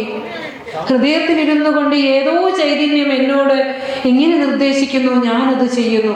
അതുകൊണ്ടല്ലേ സത്സംഗത്തിൽ വന്നേ, അതുകൊണ്ടല്ലേ നിങ്ങൾ ഗുരു പ്രഭാഷണത്തിന് വന്നത്, അതുകൊണ്ടല്ലേ ഇത്രയും സമയം ലളിതാ നാമം ചൊല്ലി നമ്മൾ അർപ്പിച്ചത് ഭഗവാന് അല്ലേ. അത് നമ്മളിൽ ഇരുന്നു കൊണ്ട് പറയുന്ന ആ ഒരു ശക്തി തന്നെയാണ് നമ്മളെ കൊണ്ട് ചെയ്യിക്കുന്നത്. ഇത് തന്നെയാണ് ദേവി പറയുന്നത്. ധുനിചൂടുമയ്യ ഗുരു ദേവീസ്തവത്തിൽ പറഞ്ഞു തരുന്നു കേട്ടോ. ധുനിചൂടുമയ്യനു തുണയ്ക്കു തോന്നുന്ന നീ മുനിമൗലി തന്നിലെഴുന്നള്ളി മൂടുന്നതും പനിയുണ്ടിടും കൃമി തുടങ്ങി മറ്റൊക്കെ നിന്നിനമെന്നതും നിലയിൽ ഊതി നിന്നിടു നീ. ഇങ്ങനെ ഏതെങ്കിലും ഋഷീശ്വരൻ പറഞ്ഞു തന്നിട്ടുണ്ടോ? ഗുരുവിനൊരു സാമൂഹ്യ പരിഷ്കർത്താവും നവോത്ഥാന നായകനും യുക്തിവാദിയൊക്കെ ആയിട്ട് മാറ്റിവെക്കുമ്പോൾ ആത്മീയതയുടെ സൂക്ഷ്മരൂപങ്ങളിലേക്ക് ഇറങ്ങി വന്ന് വേദോപനിഷത്തുക്കളിലെ സാരവത്തായ തത്വത്തെ എടുത്ത് മനുഷ്യ മനസ്സിലേക്ക് വച്ചു തന്ന ഗുരുവിനെ നമ്മളെ പാടുന്നത് ആ ശബ്ദം നിന്റെ തന്നെയല്ലേ? ആ അനാഹത ധ്വനി നാദം, മുനിയുടെ ഹൃദയത്തിൽ ഉയരുന്ന ആ നാദം നീ തന്നെയല്ലേ? എന്നിട്ട് പറയാണ്, തണുപ്പിൽ കഴിയുന്ന കൃമി തുടങ്ങി സമസ്തവും നിന്നിനമാണ്, നീ തന്നെ രൂപം പകർന്നിരിക്കുന്നതാണ്. ഒരു പറഞ്ഞതൊക്കെ ഒന്നല്ലേ, പല കൃതികളിലൂടെ പല വാക്കുകളിലൂടെ പറഞ്ഞു തന്നതേ ഉള്ളൂ. അതുകൊണ്ടാണ് ഗുരു ഈ ലോകത്തെ ഒന്നായി ചേർത്ത് പിടിച്ചത്. ജാതിമത ഭേദവർഗ ചിന്തകളില്ലാതെ അനുകമ്പ സ്വരൂപനായ ഗുരു ഒരു കുഞ്ഞുറുമ്പിലും ബ്രഹ്മാവിലും സമസ്ത ചരാചരങ്ങളിലും ഗുരു ദൈവികതയെ അനുഭവിച്ച് അറിഞ്ഞ ഗുരു, ഋഷീശ്വരനായ ഗുരു എല്ലാത്തിനെയും ചേർത്ത് വെച്ചതും ഒരു കുഞ്ഞുറുമ്പിന് പോലും ഒരു പീഡയും വരുത്തരുത് എന്ന് പറഞ്ഞതും കല്ലിനകത്ത് കുടിവാഴും ഒരല്പജന്തു ഒന്നല്ല നിന്റെ കൃപയെന്നറിയിച്ചിടുന്നു എന്നൊക്കെ പറഞ്ഞത് എന്തുകൊണ്ടാണ്? ഈ പരമാനന്ദത്തെ ഗുരു അനുഭവിച്ചത് കൊണ്ടാണ്, സംശയമൊന്നുമില്ല. അപ്പോൾ നമ്മളിപ്പോൾ പറഞ്ഞു, പ്രകൃതി ഗുണങ്ങളാണ് നമ്മുടെ സ്വഭാവത്തെ വ്യത്യസ്തരാക്കിയിരിക്കുന്നത്. ഇപ്പം ഇവിടെ രാജീവ്ജിയൊക്കെ ഇവിടെ ഇരിപ്പുണ്ട്, കുടുംബസമേത വന്നിരിക്കുന്നത്. ഞാൻ എപ്പോഴും ഞാൻ ഇങ്ങനെയൊരു ഗുരുഭക്തനെ കണ്ടിട്ടില്ല എന്ന് വേണം പറയാം. നമ്മളൊക്കെ ഓണമൊക്കെ ആഘോഷിക്കുമ്പോൾ വീട്ടിൽ കുടുംബത്തോടൊത്ത് ഇലയിട്ട് ആഹാരം കഴിക്കുമ്പോൾ പലപ്പോഴും ഷീബാച്ചി പറഞ്ഞിട്ടുണ്ട്, ഞങ്ങളുടെ കൂടെ ഉണ്ടാവാറില്ല, നേരെ ഗുരുവിൻ്റെ സന്നിധിയിലായിരിക്കും. അവിടെ പ്രദക്ഷിണം വെച്ച് ഭക്ത മനസ്സായിട്ട് ആ ഭഗവാന്റെ തിരുസന്നിധിയിൽ ഇരിക്കുന്നു. ഇവരൊക്കെ നയിക്കുന്ന ഇവിടം ശരിക്കും കാരുണ്യം കിട്ടിയവരാണ്, നിങ്ങളെന്ന് ഓർക്കും. ഏത് വിശേഷ ദിവസം വരുമ്പോഴും എത്തും ഭഗവാന്റെ തിരുസന്നിധിയിലേക്ക്. അല്ലേ? ശരിക്കും കാണുന്നത് തന്നെ ശരിക്കും ഒരു പുണ്യം തന്നെയാണെന്ന് തോന്നുന്നു അവരെയൊക്കെ. അപ്പോൾ നമ്മളിവിടെ പറഞ്ഞു വന്നത്, ഓരോ മനുഷ്യൻ്റെയും പ്രകൃതിയാണ് ഓരോരുത്തരുടെ സ്വഭാവത്തെ വ്യത്യസ്തമാക്കിയിരിക്കുന്നത്. നമുക്കറിയാം, ഇന്ന് ഈ പ്രപഞ്ചത്തിൽ നമ്മുടെ പ്രാർത്ഥന കഴിഞ്ഞപ്പോൾ നമ്മൾ അമ്മയെ സ്തുതിച്ചില്ലേ, ശാന്തി നമുക്ക് പറഞ്ഞു തന്നില്ലേ. എനിക്ക് ഏറ്റവും ഇഷ്ടപ്പെട്ട ഒരു അംശമായിരുന്നു നമ്മുടെ പ്രാർത്ഥനയിലെ അത്. നമുക്കറിയാം, ഈ ലോകത്തിലെ ഏറ്റവും ശ്രേഷ്ഠമായ ബന്ധം ഏതെന്ന് ചോദിച്ചാൽ മാതൃപുത്ര ബന്ധമാണ്, അല്ലേ? അത് അവിടെ പോലും ഇന്ന് കളങ്കിതരാണത്. കാരണം ജനിച്ചു വീണ കുഞ്ഞിനെ ഉടനെ തന്നെ ബക്കറ്റിലിട്ട് മുക്കി കൊല്ലുക, തലയിലടിച്ച് കൊല്ലുക, കാലിൽ പിടിച്ച് പാറപ്പുറത്തടിച്ച് കൊല്ലുക, കഷ്ണിച്ച് ബാഗിലിട്ട് കൊണ്ട് കളയാനൊരുങ്ങുക, ഇങ്ങനെയൊക്കെയുള്ള അമ്മമാർ നമ്മൾ ഈ ലോകത്ത് കാണുന്നില്ലേ? ഇതൊക്കെ ഈ പ്രകൃതം തന്നെയല്ലേ? ആലോചിച്ച് നോക്കൂ. സ്ത്രീധനത്തിൻ്റെ പേരിൽ എത്ര കുഞ്ഞുങ്ങളെ പട്ടിണിക്കിട്ട് കൊന്ന വാർത്ത, കെട്ടിയിട്ട് കൊന്നത്, അല്ലെ? പാമ്പിനെ കൊണ്ട് കടിപ്പിക്കുന്നത്, സ്വയം ആത്മഹത്യ ചെയ്യുന്നത്, എത്രയെത്ര ഈ ലോക ജീവിതം നമുക്ക് ഏറെ ദുസ്സഹമായിരിക്കുന്നു. അത് തന്നെയാണ് ഗുരു ദർശനമാലയിൽ പറയുകയാണ്, ഭയങ്കരമിതം ശൂന്യം വേതാള നഗരം. ഒരു പക്ഷേ ഈ നൂറ്റാണ്ടിനെ കണ്ടിട്ടായിരിക്കും ഗുരു പറഞ്ഞത്, ഇത് ഭയങ്കരവും ശൂന്യവുമായ വേതാള നഗരം, പ്രേത നഗരം പോലെയായി ആകുന്നു ഈ ലോകമെന്ന്. എന്തുകൊണ്ടാണ് അങ്ങനെ ആയത്?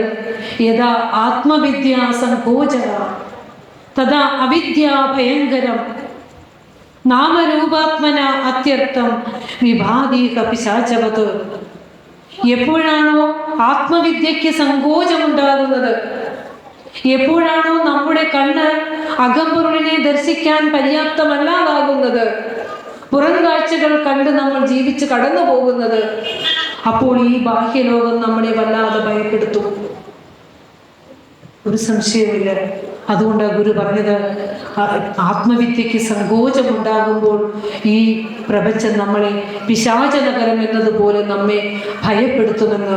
അതുകൊണ്ട് വിഗ്രഹത്തെ പ്രാർത്ഥിക്കാൻ ധാരാളം വിഗ്രഹങ്ങൾ ഗുരു നമുക്ക് തന്നു, ധാരാളം പ്രതിഷ്ഠകൾ തന്നു, സ്തോത്രകൃതികൾ തന്നു, എല്ലാം തന്നു. ഇതെല്ലാതും എന്തിനാണ്? ഓടി നടക്കാനല്ല കേട്ടോ.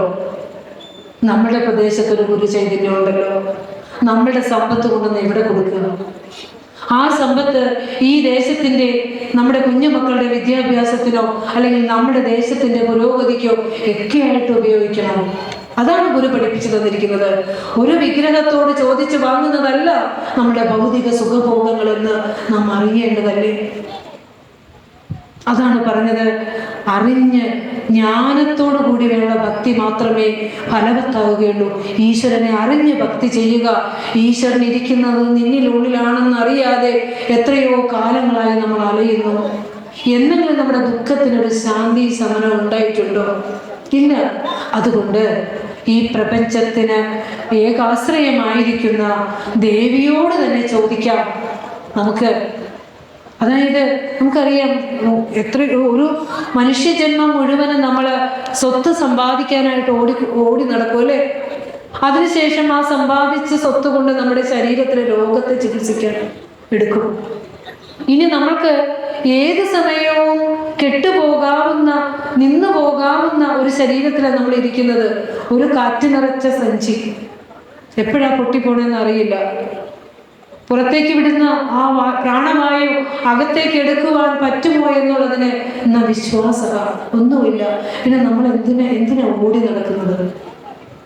അറിഞ്ഞുകൊണ്ട് ഓടി നടന്നോളൂ.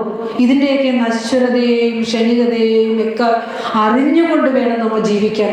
അപ്പം നമ്മളെ ലോകം ഭയപ്പെടുത്തില്ല. ഇല്ലെങ്കിൽ നമ്മളെ മരണം ഭയപ്പെടുത്തും, രോഗം ഭയപ്പെടുത്തും, ദുഃഖങ്ങൾ നമ്മെ ഭയപ്പെടുത്തും.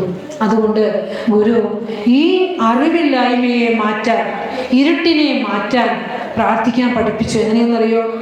ജന്മി നവരത്ന മഞ്ചരിയിലൂടെ. വേരായ നിൻ കഴലിൽ ആരാധനം തരണം, ആരാലിതിന്നൊരു വരം നേരായി വന്നിടുക, വേറാരുമില്ല ഗതി, ഹേ രാജയോഗ ജനനീ. എടുത്തു വെച്ച് പ്രാർത്ഥിക്കുക. ഈ പ്രപഞ്ചത്തിന് വേരായിരിക്കുന്ന, ആശ്രയമായിരിക്കുന്ന ദേവി, നിന്റെ പാദപത്മങ്ങളിൽ മാത്രമാണ് എനിക്ക് ആശ്രയം. നേരായി വന്നിടുക, എനിക്ക് എൻ്റെ ബുദ്ധിയെ തെളിയിച്ചു തരൂ. എൻ്റെ ബുദ്ധിയെ തെളിയിച്ച് നല്ല വഴിയെ കൊണ്ടുപോകൂ. വേറാരുമില്ല ഗതി. ഹേ രാജയോഗ ജനനി, അല്ലയോ അമ്മേ, രാജയോഗത്തിന്റെ ജനനിയെ ഗുരു നമുക്ക് തന്നത് നമ്മൾ അറിഞ്ഞോ? അത് നമ്മൾ അറിഞ്ഞിട്ടില്ല. ശാരദയെ ചെന്ന് തൊഴുതിട്ട് പോരും. അവിടെ ചെന്ന് ചോദിക്കണം. എന്ത് ചോദിക്കണം? അമ്മേ, എനിക്ക് രാജയോഗം താ. മക്കളുടെ കാര്യവും മരുമക്കളുടെ കാര്യവും വീടിന്റെ കാര്യവും ആരോഗ്യത്തിന്റെ കാര്യവും ഒക്കെ ദേവിയുടെ കയ്യിലുണ്ട്. ദേവിയുടെ പരിഗണനയിലാണ് നിങ്ങൾ ഇരിക്കുന്നത്. അതൊന്നും ചോദിക്കണ്ട, ഇത് ചോദിക്കൂ. അമ്മേ, എനിക്ക് രാജയോഗം താ. എന്താ രാജയോഗം? ആത്മവിദ്യ തരും. ആത്മവിദ്യയുടെ അമ്മയെയാണ് അവർ നമുക്ക് തന്നത്. അവിടെ ശിവഗിരിയിലെ ശാരദയെ നമ്മൾ അറിഞ്ഞാണോ ആരാധന ചെയ്യുന്നത് എന്നറിയില്ല. നമ്മൾ ആശ്രയം വെച്ചിരിക്കുന്നത് ദൈവത്തിലാണോ? അല്ലല്ലോ. ആരിലൊക്കെ ആശ്രയം വെച്ചിരിക്കുന്നത്? ഒന്നാമത് നമ്മുടെ ബാങ്ക് ബാലൻസ്, രണ്ടാമത് നമ്മുടെ മക്കള്, ഭർത്താവ്, സമ്പാദിച്ചു കൂട്ടിയ സ്വത്തുവകകളിൽ ഒക്കെയാണ് നമ്മൾ ആശ്രയം വെച്ചിരിക്കുന്നത്. ഇതിനപ്പുറം ഒന്നും നമുക്ക് ചിന്തിക്കാൻ പറ്റുമോ? അതാണ് നമ്മുടെ ആശ്രയം. പക്ഷെ ഗുരുവിടെ പഠിപ്പിക്കുക, അതിനൊന്നിനും നിങ്ങൾ സഹായിക്കാൻ പറ്റില്ല. നേരായി വന്നിടുക, വേറാരുമില്ല ഗതി. എല്ലാവരും കൈവിട്ടാലും നമ്മളെ കൈവിടില്ല. നമ്മൾ എവിടെ നിന്ന് വന്നോ ആ ചൈതന്യം. ബാക്കിയൊക്കെ നമ്മുടെ കുടുംബമൊക്കെ പല സമയങ്ങളിൽ നമ്മളോട് കൂടിയവരല്ലേ. മക്കളും ഭാര്യയും ബന്ധുമിത്രാദികളും പല സമയത്ത് നമ്മളോട് കൂടിയവരാ. അവർ പല സമയങ്ങളിൽ പിരിഞ്ഞു പോവുകയും ചെയ്യും. പക്ഷേ നിന്നെ ഉപേക്ഷിക്കാത്ത ഒരേ ഒരു ചൈതന്യം നിന്നിലിരിക്കുന്നുണ്ട്. ആ ചൈതന്യത്തെ നീ അറിയും. അത് ചോദിക്കൂ. തെളിയിച്ചതാ ദേവി. അപ്പോഴുണ്ടല്ലോ ഈ തെളിച്ചം വരുമ്പോണ്ടല്ലോ കുടുംബത്തിലെ ദുഃഖങ്ങൾ ഇല്ലാണ്ടാവും. നിങ്ങൾ എന്തെല്ലാം മനസ്സിൽ വെച്ച് താലോലിക്കുന്ന ദുഃഖങ്ങളുണ്ടോ അതൊക്കെ അവിടെ സമീപിച്ചു തരും. ചോദിക്കേണ്ടത് ചോദിക്കുമ്പോൾ. ഇത് ചോദിച്ചാൽ ഇത് തന്നു വിടും. പിന്നെ അടുത്ത 10 ആവശ്യമായിട്ടാണ് പിന്നെ പോകുന്നത്. ഒന്ന് ചോദിച്ചാൽ പിന്നെ ഒന്നും ചോദിക്കേണ്ട. ലബ്ധ്വാ പുമാൻ തൃപ്തോ ഭവതി അമൃതോ ഭവതി മുക്തോ ഭവതി. അത് ചോദിക്കൂ. യാതൊന്നിനെ കിട്ടിയാലാണോ മനുഷ്യൻ പൂർണ്ണ തൃപ്തനാകുന്നത്, മുക്തനാകുന്നത്, അമൃതത്വം പ്രാപിക്കുന്നത്? അതിനെ ചോദിക്കൂ. അത് ചോദിക്കാനാണ് ഗുരു നമ്മളെ പഠിപ്പിച്ച്. അല്ലാതെ ചെന്നിട്ട് ഭൗതിക സുഖഭോഗങ്ങളല്ല ചോദിക്കേണ്ടത്, അറിവാണ് ചോദിക്കേണ്ടത്. അതാണ് ഗുരു നമ്മളോട് പറയുന്നത്. അപ്പോൾ നമ്മളിപ്പോൾ പിണ്ടനന്ദിയൊക്കെ പഠിക്കുമ്പോൾ നമ്മൾ പറയും അല്ലേ, ബന്ധുക്കളില്ല ബലവും ധനവും നിനക്കിൽ, എന്തൊന്നു കൊണ്ടിതു വളർന്നതഹോ വിചിത്രം, എൻ തമ്പുരാന്റെ കളിയൊക്കെ ഇതെന്നറിഞ്ഞാൽ അന്ധത്വമില്ല അതിനു നീയരുളിയിടു ശംഭോ.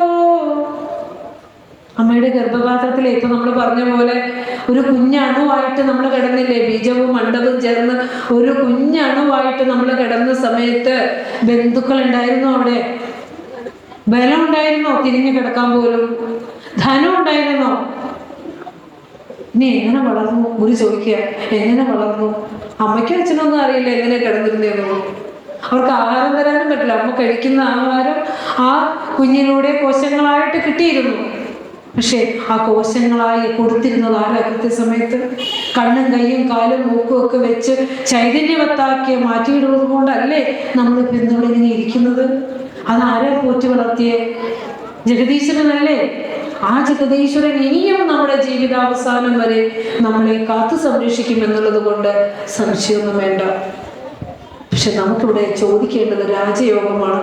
അത് തരാൻ ദേവിക്കല്ലാതെ ജഗദീശ്വരനല്ലാതെ മറ്റാർക്കും സാധ്യമല്ല. അതാണ് ചോദിക്കേണ്ടത് ക്ഷേത്രത്തിൽ പോയിട്ട്. അപ്പോൾ നമ്മളിവിടെ പറഞ്ഞു, ഗുരു എന്ന ഋഷീശ്വരനെ പറഞ്ഞു, കവീശ്വരനെ പറഞ്ഞു. കുമാരനാശാന്റെ 100ാം സ്മൃതി ദിനമൊക്കെ നമ്മൾ ആചരിച്ചു. 150ാം ജന്മവാർഷികമൊക്കെ ആഘോഷിച്ചു. അപ്പോൾ നമ്മൾ അറിയേണ്ടത് ഗുരുവിനെ കുമാരനാശാനെ പോലെ ഒരു കവിയായിട്ടാണ് നമ്മൾ കരുതി വെച്ചിരിക്കുന്നത്. പലപ്പോഴും ഗുരു എന്ന കവിയെ പലരും പറയാറുണ്ട്. ഗുരു കവിയല്ല കേട്ടോ, ഗുരു ഋഷിയാണ്, ഒരു മുനിയാണ്, ഋഷിയാണ്. ഒരു മുനിക്ക് മാത്രമേ, ഒരു ഋഷിക്ക് മാത്രമേ യഥാർത്ഥ കവിയാകാനാവൂ. നമ്മളിപ്പോ കാണുന്ന മലയാളത്തിലെ കഥാകാരന്മാരും കവികളെയൊന്നും കവി എന്ന് വിളിക്കാൻ പറ്റില്ല. യഥാർത്ഥ കവി ഒരു മുനിയാണ്, ഒരു ഋഷിയാണ്. അങ്ങനെയെങ്കിൽ ലോകം കണ്ട ഋഷീശ്വരനാണ്, മുനീശ്വരനാണ്, കവീശ്വരനാണ് ശ്രീനാരായണ ഗുരുദേവൻ. നാം ഋഷി കവി എന്നാ പറയാ. ഋഷിയല്ലാത്തവന് കവിയാകാനാവില്ല. അതായത് ഒരു മുനി അവിടുന്ന് അനുഭവിച്ച ആത്മതപസ്, ആത്മീയമായ അനുഭൂതി, അതിൻ്റെ വാങ്മയ ചിത്രമാണ് അവിടുത്തെ കൃതികൾ. ഗുരു അനുഭവിച്ച തപസ് ഒരു ഭാഷയിലൂടെ ആവിഷ്കരിച്ചപ്പോൾ 64ഓളം കൃതികളായി. അത് കൊണ്ടുവന്ന് ഗുരു മനസ്സിന് സന്തോഷത്തിന് വേണ്ടി പിന്നെ കാവ്യരചന നടത്തിയതല്ല കേട്ടോ. കാവ്യരചന നടത്തി സന്തോഷിച്ചതല്ല. താരാജാലകങ്ങളെ വർണ്ണിച്ചു, താരുണ്യ പ്രസരിപ്പിനെയൊക്കെ വർണ്ണിച്ചിരുന്ന ആശാന്റെ കാഴ്ച വീണ് കിടക്കുന്ന ഒരു പൂവിനെ കണ്ടപ്പോൾ എപ്രകാരമാണോ മനുഷ്യ ജീവിതത്തിന്റെ ഏറ്റവും വലിയ സമസ്യയായ ജനന മരണങ്ങളെ കുറിച്ച് ചിന്തിക്കുന്ന, അതിന് കാരണം തിരയുന്ന കവിയാക്കി മാറ്റിയ ഉൾക്കാഴ്ച കൊടുത്തതാരാ? ഗുരുവിന്റെ ആ തൃക്കണ്ണിനത്തെ കടാക്ഷം അത് തന്നെയാണ്. ഗുരുവിന്റെ സ്പർശിച്ചുള്ളറിഞ്ഞ ശിഷ്യനാണ് കുമാരനാശാൻ. പുറം കാഴ്ചകൾ കണ്ട ആശാന്റെ മനസ്സിനെ ആ അകംപൊരുളിലേക്ക് നയിച്ചതാരാണ്? ഗുരുവാണ്. അപ്പോഴാണ് അവിടെ നിന്ന് ഉയർന്ന ആ കൃതികളെല്ലാം തൊട്ടതെല്ലാം പൊന്നായി മാറിയത് ആശാൻ, അല്ലേ? ആശാന്റെ എന്താ പറയുക, ആശാൻ ഇനിയും ഉണ്ടായിരുന്നെങ്കിൽ, കുറച്ചു കാലം കൂടിയൊക്കെ ജീവിച്ചിരുന്നെങ്കിൽ ഗുരുവിൻ്റെ ആ ജീവിത കഥ ഒരു കാവ്യമായി എഴുതിയേനെ എന്ന് വായിച്ചിട്ടുണ്ട്, അല്ലേ? അതിനു മുമ്പ് തന്നെ ആശാൻ പോയി. അപ്പോൾ നമ്മളിവിടെ പറഞ്ഞു വരുന്നത് ഗുരുവെന്ന ഋഷീശ്വരനെയാണ്, കവീശ്വരനെയാണ്. നമുക്കറിയാം, ജനീനവരത്ന മഞ്ജരി എഴുതുന്നത് മത്തേവ വൃത്തത്തിലാണ്. അപൂർവം തഴക്കം വന്ന കാവ്യ മനസ്സുകൾക്ക് മാത്രം കരഗതമാകുന്നതാണ് മത്തേവ വൃത്തം. ഗുരു ഷാൺമാധുരസ്തവവും നവമഞ്ജരിയും ജനീനവരത്ന മഞ്ജരിയും മത്തേവ വൃത്തത്തിൽ എഴുതുന്നത്. നമുക്കറിയാം, മലയാള ഭാഷയുടെ പുകൾപെറ്റ വ്യാകരണ ഗ്രന്ഥമാണല്ലോ. മലയാള ഭാഷയ്ക്ക് സമ്പൂർണമായ വ്യാകരണ ഗ്രന്ഥം എഴുതിയ AR രാജരാജവർമ്മ. അദ്ദേഹം എഴുതിയ കൃതിയാണ് വൃത്തമഞ്ജരി. 1904 വൃത്തമഞ്ജരി എഴുതുന്നത്. അന്ന് മത്തേവ്, ഞങ്ങളൊക്കെ അക്കാഡമിക് ലെവലിൽ പഠിച്ചിട്ടുള്ളതാണ്. അന്ന് മത്തേവം വൃത്തത്തിൽ ഒരു കൃതി കണ്ടെത്താനാകാത്തത് കൊണ്ട് സ്വയം 4 വരി രചിച്ചിട്ട് അത് ഉദാഹരണമാക്കി ചേർത്തു. ആരാ? AR രാജരാജവർമ്മ. പക്ഷെ ഓർക്കണം സഹോദരങ്ങളെ, 1884 മഹാഗുരു ഷാൺമാധുരസ്തവവും നവമഞ്ജരിയൊക്കെ എഴുതിയിരുന്നു. തമ്പുരാൻ കണ്ടില്ല. ഗുരുവെന്ന കവീശ്വരൻ, അതാ ഞാൻ പറഞ്ഞത്, ഗുരുവെന്ന കവീശ്വരനെ, ഋഷീശ്വരനെ ലോകം അറിഞ്ഞിട്ടില്ല, കണ്ടിട്ടില്ല. നമ്മൾ അറിഞ്ഞിട്ടുണ്ടോ? നേരായ രീതിയിൽ അറിഞ്ഞിട്ടില്ല എന്നുള്ളതാണ് സത്യം. അപ്പോ ദേവി മഹാത്മ്യത്തിലെ മാർക്കണ്ഡേയ പുരാണ അന്തർഗതമായ ദേവി മഹാത്മ്യം, അതിനകത്ത് ഇനി നമ്മളെക്കുറിച്ച് കുറച്ച് കാര്യം കേട്ടോ. നമ്മളുടെ ജീവിതത്തിലേക്കൊന്ന് നോക്കാം. നമുക്ക് ദേവി തത്വത്തിലൂടെ തന്നെ പോകാം. മാർക്കണ്ഡേയ പുരാണത്തിലാണ് ദേവി മഹാത്മ്യം ഉള്ളടങ്ങുന്നത്. അതിനകത്ത് ഒരു രാജാവിൻ്റെയും ഒരു കച്ചവടക്കാരൻ്റെയും കഥയുണ്ട്. രാജാവ് എല്ലാവരാലും ഉപേക്ഷിക്കപ്പെട്ടു. ലുബ്ധന്മാരായ മക്കളാലും ഭാര്യയാലും പിന്നെ ബന്ധുമിത്രാദികളാലെല്ലാം ഉപേക്ഷിതരായിട്ട് കാട്ടിലേക്ക് ഉപേക്ഷിതനായ രാജാവ് കാട്ടിലൂടെ നടക്കുക, ഒന്നുമില്ല. അപ്പോൾ അതേ അവസ്ഥയിലുള്ള ഒരു കച്ചവടക്കാരനെയും കണ്ടുമുട്ടി. പക്ഷെ രണ്ടുപേരുടെയും മനസ്സിരിക്കുന്നത് അവരവരുടെ സമ്പത്തിലും ഭാര്യമാരിലും മക്കളിലും ഒക്കെയാണ്. മനസ്സിനെ മാറ്റാൻ പറ്റില്ല. അപ്പോ എന്തുകൊണ്ടാണ് അവരൊക്കെ ഉപേക്ഷിച്ചിട്ടും മനസ്സ് അവിടെ നിന്ന് എടുക്കാൻ പറ്റാത്തത്? അപ്പോൾ ഒരു വനത്തിൽ കണ്ട താപസനെ കാണുക. താപസനോട് ചോദിക്കുക, ഭഗവാൻ തപോനിധേ ബന്ധുമിത്ര പുത്ര കളത്രാദി ബന്ധുമിത്രാദിജനം സർവവും അടക്കിക്കൊണ്ട് എന്നെയും ഉപേക്ഷിച്ചാൽ എന്നാലും അവർകളിൽ സ്നേഹവും മമത്വവും പിന്നെയും വളരുവാൻ എന്തുണ്ട് കാരണം മുനെ? മുനെ, എനിക്ക് മനസ്സെടുക്കാൻ പറ്റണില്ല. ഇപ്പൊ ഇവിടെ ഇരിക്കുന്നെങ്കിലും വീട് മനസ്സ് എവിടെയായിരിക്കും? നമ്മുടെ വീട്ടിലുള്ളവരുടെ അടുത്തായിരിക്കും അല്ലേ? എവിടെ ഇരിക്കുന്നു അവിടെ മനസ്സിനെ വെക്കാൻ പഠിക്ക്. ഉത്തരം താങ്ങുന്ന പല്ലുകളാകല്ലേ. അല്പസമയം ശാന്തതയോടെ ആ ഭഗവാന്റെ തിരുസന്നിധിയിൽ ഒന്ന് ഇരിക്കൂ. മനസ്സിനെ കലുഷിതമാക്കാതെ അടക്കൂ. എന്നിട്ട് പറയാ, എന്താണ് മുനെ എൻ്റെ മനസ്സിനെ എനിക്ക് അടക്കാൻ പറ്റാത്തത്? അപ്പൊ ചോദിക്കുക, മുനി പറയാ, സർവ ജന്തുക്കൾക്കും ഉണ്ടോർക്കുമ്പോൾ ജ്ഞാനം പുനരവണ്ണമുള്ളിൽ മാനുഷർക്കില്ല നൂനം. മുനി പറയാ, ഒരു പക്ഷി അതിന്റെ പ്രകൃതിയോട് ഇണങ്ങിയാ ജീവിക്കുന്നേ. അത് ആ പ്രകൃതിയിൽ എന്തു കൊടുക്കുന്നു അത് ഭക്ഷിച്ച് അന്നത്തേക്കുള്ള ആഹാരം അതിനെടുത്താൽ മതി. ശേഖരിച്ച് വെക്കണ്ട, കൂട്ടി വെക്കണ്ട. പ്രകൃതിയിലെ ചലനങ്ങൾക്കനുസരിച്ച് അത് ജീവിക്കുന്നു അല്ലെ? മുട്ടയിടുന്നു, മുട്ടയിട്ട് പട്ടിണി കിടന്ന് ചൂട് കൊടുക്കുന്നു, മുട്ട വിരിയുന്നു, കൊക്കിലെ കൊത്തി കൊണ്ടുവന്ന് ആ ചിറകുകൾക്ക് ശക്തി കിട്ടുന്നത് വരെ കൊക്കിലെ കൊത്തി കൊണ്ടുവന്ന ആഹാരം കൊത്തി കൊടുക്കുന്നുണ്ട് ചുണ്ടിലേക്ക്. ശേഷം ചിറകിന് ശക്തി വെച്ചാൽ ഒരു പക്ഷിയും എൻ്റെ കുഞ്ഞെന്നെ നോക്കൂ എന്ന് പറയാറില്ല. ഞാൻ നിന്നെ നോക്കിയില്ലേ, എന്നെ എന്താണ് നോക്കാത്തതെന്ന് ഒരു പക്ഷിയും ചോദിക്കില്ല, ഒരു മൃഗവും ചോദിക്കില്ല.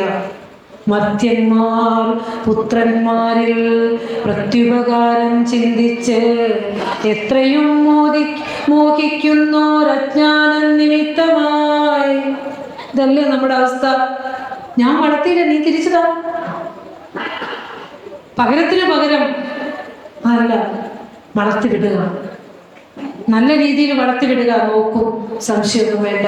പിന്നെ ജീവിക്കാൻ ആവതുള്ളിടത്തോളം കാലം, ശരീരത്തിന് ആരോഗ്യമുള്ളപ്പോൾ, മനസ്സിന് ഉറപ്പുള്ളപ്പോൾ, അത് ഇന്ദ്രിയങ്ങൾക്ക് ശക്തിയുള്ളിടത്തോളം കാലം ആരെയും ആശ്രയിക്കാതെ ജീവിക്കാൻ പഠിക്കുക. ഒരു നമ്മോട് പറഞ്ഞില്ലേ, പൊരുളെന്നും ഉടമ്പൊടു മക്കൾ ഉയർത്തിരളെന്നും ഇതൊക്കെ അനർത്ഥകരം. കരളീന്നു കളഞ്ഞു കരും കടലിൽ പുരളാതെ പൊതിഞ്ഞു പിടിപ്പതു നീ. ഗുരുവിന്റെ കൃതികളെ ചൊല്ലി വിട്ടാൽ ദുഃഖം മാറില്ല കേട്ടോ. ഒരു ജന്മം മുഴുവനും മക്കൾക്ക് വേണ്ടി, പൊരുളിന് വേണ്ടി, ധനം സമ്പാദിക്കാനോടി, മക്കളെ നോക്കാനോടി ഒരു കുഞ്ഞ് ജനിച്ചു കഴിഞ്ഞാൽ പിന്നെ ആ കുഞ്ഞിനെ ഒരു പരുവത്തിൽ എത്തുന്നത് വരെ അവന്റെ പുറകെ കൂടും നമ്മൾ അല്ലേ? കൂടിയേ പറ്റൂ. പിന്നെയോ അവനാവശ്യമുള്ളത് ഉയർത്തികള്, അവനാവശ്യമുള്ള സൗഭാഗ്യങ്ങളും ജീവിത സൗകര്യങ്ങളും ഒരുക്കി കൊടുക്കണം. പിന്നെ ഈ ശരീരത്തെ നോക്കണം അല്ലേ? ഇത് മാത്രമായി നീ ജീവിച്ചാൽ അനർത്ഥകരട്ടോ, നിനക്ക് അനർത്ഥമാണത്. ഇതൊക്കെ കരളിന്നു കളഞ്ഞു കരും കടലിൽ പുരളാതെ പൊതിഞ്ഞു പിടിപ്പതു നീ. മക്കളെ നോക്കണ്ട, ഭാര്യയെ നോക്കണ്ട എന്നൊന്നുമല്ല, അതിനും ഒരു പോഷനുണ്ട്. അതിനപ്പുറം നിനക്കും ഒരു ജന്മമുണ്ട്, ജീവിതമുണ്ട്. അതിന് നീ എപ്പോഴാ സമയം മാറ്റിവെക്കുക? എപ്പോഴാ സ്വസ്ഥമായിരുന്ന നാമം ജപിക്കുക? എപ്പോഴാ ഒന്ന് അമ്പലത്തിൽ വന്നിരുന്ന് സ്വസ്ഥമായി പ്രാർത്ഥിക്കാൻ പറ്റുക? വീട്ടിലിരുന്ന് പ്രാർത്ഥിച്ചാലും മതി കേട്ടോ. അതിനൊരു ഏരിയ കണ്ടെത്തി നമുക്ക് സ്വസ്ഥമായി ഇരിക്കാൻ ഒരു ഇടം നമ്മുടെ ലൈഫിൽ നമ്മൾ കണ്ടെത്തേണ്ടിയിരിക്കുന്നു. ഗുരു ഈ ലോകത്തിന് മാതൃഭാവമാണ്. ഇപ്പൊ ഞാൻ പറഞ്ഞു വന്ന ഒരു വാക്യം ശിവപ്രസാദ പഞ്ചകത്തിലെയാണ് ഗുരു പറഞ്ഞു കേട്ടോ. ഗുരുവിന്റെ ഗുരുദേവ കൃതികളെല്ലാം ചൊല്ലുക, മറ്റ് ഗാനങ്ങളിലൂടെയൊക്കെ കടന്നു പോകാതെ ഗുരു രചിച്ചു തന്ന കൃതികള് ഭഗവാനെ മനസ്സിൽ സങ്കല്പിച്ചുകൊണ്ട്, ശാരദാദേവിയെ സങ്കല്പിച്ചുകൊണ്ട് ചൊല്ലിയാല് പതുക്കെ പതുക്കെ അത് ഭഗവാൻ നമുക്ക് തെളിച്ചു തരും, മറ മാറ്റിത്തരും. നമ്മുടെ കുഞ്ഞുങ്ങൾ പോകുന്ന വഴിയെല്ലാം തെളിഞ്ഞതായിരിക്കും. എവിടെ പോയിരുന്നാലും, ഏത് അകലങ്ങളിൽ പോയാലും അമ്മയെയും അച്ഛനെയും തേടിക്കൊണ്ട് ആ വിളി വരും. നമ്മളെയൊന്നും ഉപേക്ഷിച്ചൊന്നും പോവില്ല. നമ്മൾ ഈശ്വരന്റെ കയ്യിൽ സുരക്ഷിതരായിരിക്കും.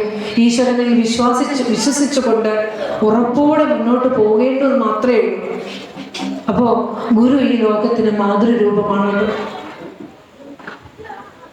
മാതാവെ പോൽ മനസ്സിൽ കരുണ, ജനകനെ പോലവേ ക്ഷേമചിന്ത. ഒരച്ഛൻ ഒരു പുത്രന്റെ ക്ഷേമം എങ്ങനെ മനസ്സിൽ കരുതുന്നുവോ, എന്തെല്ലാം ഒരു പുത്രന് വേണ്ടത് അച്ഛൻ സങ്കല്പിച്ചു വെക്കില്ലേ? അവന് വീട് വേണം, അവന് ജീവിത സാഹചര്യങ്ങൾ വേണം, അത് പഠിച്ചവന് ആത്മീയത അവന് കൊടുക്കണം, അവന് കുടുംബം വേണം. ഇതൊക്കെ നമ്മൾ നമ്മുടെ മക്കളെ കുറിച്ച് സങ്കല്പിക്കാറില്ലേ? അതൊരു ഗുരു നമ്മളെ കുറിച്ച് സങ്കല്പിച്ചിട്ടുണ്ട്. എല്ലാ ഗുരു നമുക്ക് തന്നില്ലേ? എല്ലാം നമ്മൾ തന്നില്ലേ? തെളിഞ്ഞ ബുദ്ധിയോടുകൂടി ഇങ്ങനെ ഇരിക്കാൻ നമ്മളെ പ്രാപ്തരാക്കിയില്ലേ ഗുരു? അത് പറഞ്ഞത് ജനകനെ പോലവേ ക്ഷേമചിന്ത, മാതാവെ പോൽ മനസ്സിൽ കരുണ. ഇതൊക്കെ ഗുരു അതായിരുന്നു ഗുരു. ആശാന്റെ വാക്കുകളാണിത്. ഗുരുപാദ ദശകത്തിൽ ആശാൻ പറയുന്നതാണിത്. അക്ഷരാർത്ഥത്തിൽ അത് തന്നെയാണ് ഗുരു. കോലദേശ സ്തവത്തിൽ എപ്പോഴും ഈ മാതാവിനെ കൂട്ടിച്ചേർത്ത് തന്നെ പിടിച്ചിട്ടുണ്ട് അല്ലേ? പറയില്ലേ? കോലദേശ സ്തവം അവസാനിക്കുമ്പോ ഗുരു പറയാ, മാലുണ്ട് അതുരൈപ്പാൻ കഴിവില്ല, ശിശുവിന്റെ പോലിങ്ങു നിരർത്ഥധ്വനി ആണെന്റെ പുലമ്പൽ. ശിശുവിന്റെ പോലിങ്ങു നിരർത്ഥധ്വനിയാണെന്റെ പുലമ്പൽ. ആലംബനമാമെങ്കിലും അംബാസമമിന്നെൻ കോലത്തുകരക്കോവിലിൽ വാഴും പരമേശൻ. അവിടെ പറയാ, ഭഗവാനെ മാലുണ്ട് കേട്ടോ, ദുഃഖമുണ്ട്. ഇരിക്കുന്ന ഓരോരുത്തരുടെയും ഉള്ളിൽ ഒരു കടൽ തന്നെ ഇരുമ്പുണ്ടാവും അല്ലെ? ദുഃഖക്കടലുകൾ ഉണ്ടാവും. നമ്മൾക്ക് പറയാൻ പറ്റുന്ന ദുഃഖം ഉണ്ടാവും, പറയാൻ പറ്റാത്ത ദുഃഖങ്ങൾ ഉണ്ടാവും. ഈ ജീവിതം തന്നെ ഒരു എന്താ പറയാ, സുഖവും ഒരിക്കലും ഇല്ല ദുഃഖമല്ലാതെ ഗുരു പറഞ്ഞു. അപ്പോ ആ മാല് ദുഃഖം എനിക്കുണ്ട്, പക്ഷെ അത് ഉരയ്പ്പാൻ കഴിവില്ല. ദൈവമേ, എനിക്കത് നേരായ രീതിയിൽ പറയാൻ പറ്റുന്നില്ല. ഏതുപോലെ? ശിശുവിൻ്റെ പോലെ. ഒരു മലക്കക്കിടപ്പ് കിടക്കുന്ന കുഞ്ഞുങ്ങളില്ലേ, തിരിഞ്ഞു പോലും കിടക്കാൻ പറ്റാത്ത കുഞ്ഞ്, എന്തെങ്കിലും വരുമ്പോഴേ കുഞ്ഞ് കരയും. എന്തിനും അത് സന്തോഷവും സങ്കടവും ഒക്കെ കരഞ്ഞുകൊണ്ടാണ് പ്രദർശിപ്പിക്കുന്നത്. അതുപോലെയാണ് ഞാനും. വാക്കുകൾ കൊണ്ട് ചൊല്ലാൻ എനിക്ക് പറ്റുന്നില്ല. വാക്കുകൾ ചൊല്ലാൻ പറ്റാത്ത ഒരു ശിശുവിൻ്റെ പോലെയാണ്. നിരർത്ഥമായ ധ്വനികളാണ് ഞാനിങ്ങനെ പറഞ്ഞുകൊണ്ടിരിക്കുന്നത്. എന്താ ചോദിക്കേണ്ടതെന്ന് എനിക്കറിയില്ല, എന്താ ചെയ്യേണ്ടതെന്ന് എനിക്കറിയില്ല. ഈ ലോക ജീവിതത്തിൻ്റെ തീച്ചൂളയിൽ വെന്തുരുകുന്നു ഞാൻ. അതുകൊണ്ട് പറയാ, ശിശുവിൻ്റെ പോലെങ്ങോ നിരർത്ഥധ്വനിയാണ് എൻ്റെ പുലമ്പൽ. അതുകൊണ്ട് ആലംബനമാമെങ്കിലും ഭഗവാനെ, ശിവഭഗവാനെ, നീ എനിക്ക് ആലംബനമാ, പക്ഷെ നീ ഒറ്റയ്ക്ക് വരില്ല കേട്ടോ. അംബാസമമിന്നെൻ, നീ അമ്മയോട് കൂടി വന്നിട്ട് എന്നെ ഒന്ന് രക്ഷിക്കൂ, എന്നെ ഒന്ന് രക്ഷിക്കൂ അല്ലേ? ഗുരു നമ്മൾ പ്രാർത്ഥിക്കാൻ പഠിപ്പിക്കുന്നുണ്ട് സുബ്രഹ്മണ്യ കീർത്തനത്തിലൂടെയൊക്കെ. ഉൾത്തീ മാറ്റാൻ ഉപായത്തുനിവ് ഇനിയ മനക്കൺമണി നീ തരാഞ്ഞാൽ, ഉൾത്തീവ്രം പൊങ്ങി വിങ്ങും ദഹനശിഖയിൽ ഞാൻ വെന്തുപോട്ടെന്നുറച്ചു. പിച്ചും ഭ്രാന്തും പിടിച്ചി പിണി അറുതി വരാനായി വിതറ്റുന്നൊരീ പെപ്പട്ടിക്കൊണ്ടോ സുബോധം പിഴകളകിലവും നീ പുറത്താളുമല്ലോ. ഒരു ദൈവസങ്കല്പത്തിന്റെ മുന്നിൽ ചെല്ലുമ്പോൾ ഗുരു ഭഗവാൻ എൻ്റെ ഉൾത്തി മാറ്റാനുള്ള ഉപായം എന്താ? എന്താ ഈ ഉൾത്തി? സത്യമറിയാതെ ജീവിക്കുന്നത് കൊണ്ടാണ് രാഗവും ദ്വേഷവും കാമവും ക്രോധവും എല്ലാം വന്ന് ഞാനെന്ന അഹന്ത വന്നിട്ട് നമ്മൾക്ക് ഉള്ളിൽ തീയാണ്. എല്ലാതും ഭഗവാന് സമർപ്പിച്ചാൽ അവിടെ തീയൊന്നുമില്ല, പക്ഷെ അതിനുള്ള കഴിവ് നമ്മൾക്കില്ല. അതുകൊണ്ട് ഞാൻ ഈ ഉൾത്തിയിൽ കിടന്ന് എരിയുകയാണ്. അതിന് ഉപായം നീ തരണം. എന്താ ഉപായം? കുറച്ച് വെള്ളം ഒഴിച്ചാൽ മതിയോ? കിട്ടേണ്ടത് കിട്ടണം കേട്ടോ. ഈശ്വരൻ എന്താണെന്ന് അറിയണം, ജ്ഞാനം തരണം, ശരിയായ ജ്ഞാനം തരണം. അതാണ് അറിവേ സ്വരൂപമായ ഗുരു നമ്മളോട് ജ്ഞാനം മാത്രമേ നേടാൻ പറയുന്നുള്ളൂ അല്ലേ? അവിടെ പറയാണ്, നീ എനിക്ക് ഇനിയ കൺമണിയെ നീ തരാഞ്ഞാൽ, നീ എനിക്ക് ജ്ഞാനം തന്നില്ലെങ്കിൽ ഞാൻ എന്നിൽ നിന്ന് തന്നെ വരുന്ന ദുഃഖാഗ്നിയിൽ എനിക്ക് ശാരീരികമായി വിഷമം വരുമ്പോൾ, മാനസികമായി വിഷമം വരുമ്പോൾ, കുടുംബത്തിൽ നിന്ന് ദുഃഖം വരുമ്പോൾ, മക്കളിൽ നിന്ന് ദുഃഖം വരുമ്പോൾ ഒക്കെ ഭൂമിയിലിട്ടിരിക്കുന്ന പോലെ എരിയും അല്ലേ? അപ്പോ ഭഗവാനോട് പ്രാർത്ഥിക്കുക, ഭഗവാനെ ഉൾത്തീവ്രം പൊങ്ങി വിങ്ങും ദഹനശിഖയിൽ ഞാൻ വെന്തുപോട്ടെന്നുറച്ചോ. ഞാൻ ഇതിൽ വെന്തുരുകി പോട്ടെ എന്ന് നീ കരുതിയോ? ഞാൻ ഈ ലോകത്ത് എൻ്റെ ഈ ശരീരം ഒന്ന് ജീവിച്ച് തീർക്കാൻ വേണ്ടി ഈ പിണി അറുതി വരാൻ, പിണി എന്താ ശരീരം, അതിനു വേണ്ടി ഓടി നടക്കുകയാ പിച്ചും ഭ്രാന്തും പിടിച്ചുകൊണ്ട്. സത്യം പറഞ്ഞ ഈ ലോകത്ത് നമ്മൾ സഞ്ചരിക്കുന്ന അതിന് തന്നെയാണ്. നമുക്കറിയില്ല എങ്ങോട്ടാ പോകണ്ടേ, എന്താ ചെയ്യേണ്ടത്. ചെയ്യുന്ന കർമ്മങ്ങളെല്ലാം എന്തിനൊക്കെയോ വേണ്ടിയിട്ടാണ്, അത് സത്യത്തിലേക്ക് എത്തിക്കാനുള്ളതുമല്ല. അതുകൊണ്ട് ഗുരു ഇങ്ങനെ പറയുക, പിച്ചും ഭ്രാന്തും പിടിച്ച് നടക്കുന്ന എനിക്ക് ഈ പിണി അറുതി വരാനായി ഈ ശരീരത്തെ ഒന്ന് മറുകരയിൽ എത്തിക്കണ്ടേ. അങ്ങനെയുള്ള ഈ പേപ്പട്ടിക്കുണ്ടോ സുബോധം? ഈ സുബോധമില്ല, നല്ല ജ്ഞാനമില്ല, ബോധമില്ല. അതുകൊണ്ട് ഞാൻ ചെയ്യുന്ന കർമ്മങ്ങളെല്ലാം നീ പൊറുത്താളുമല്ലോ, നീ പൊറുത്തെന്നെ രക്ഷിക്കണമെന്ന് പ്രാർത്ഥിക്കുകയാണ് അല്ലേ? അപ്പോ അതുപോലെ തന്നെ 8:30 9 മണിയാണ്, 9 മണി വരെ പറയാം.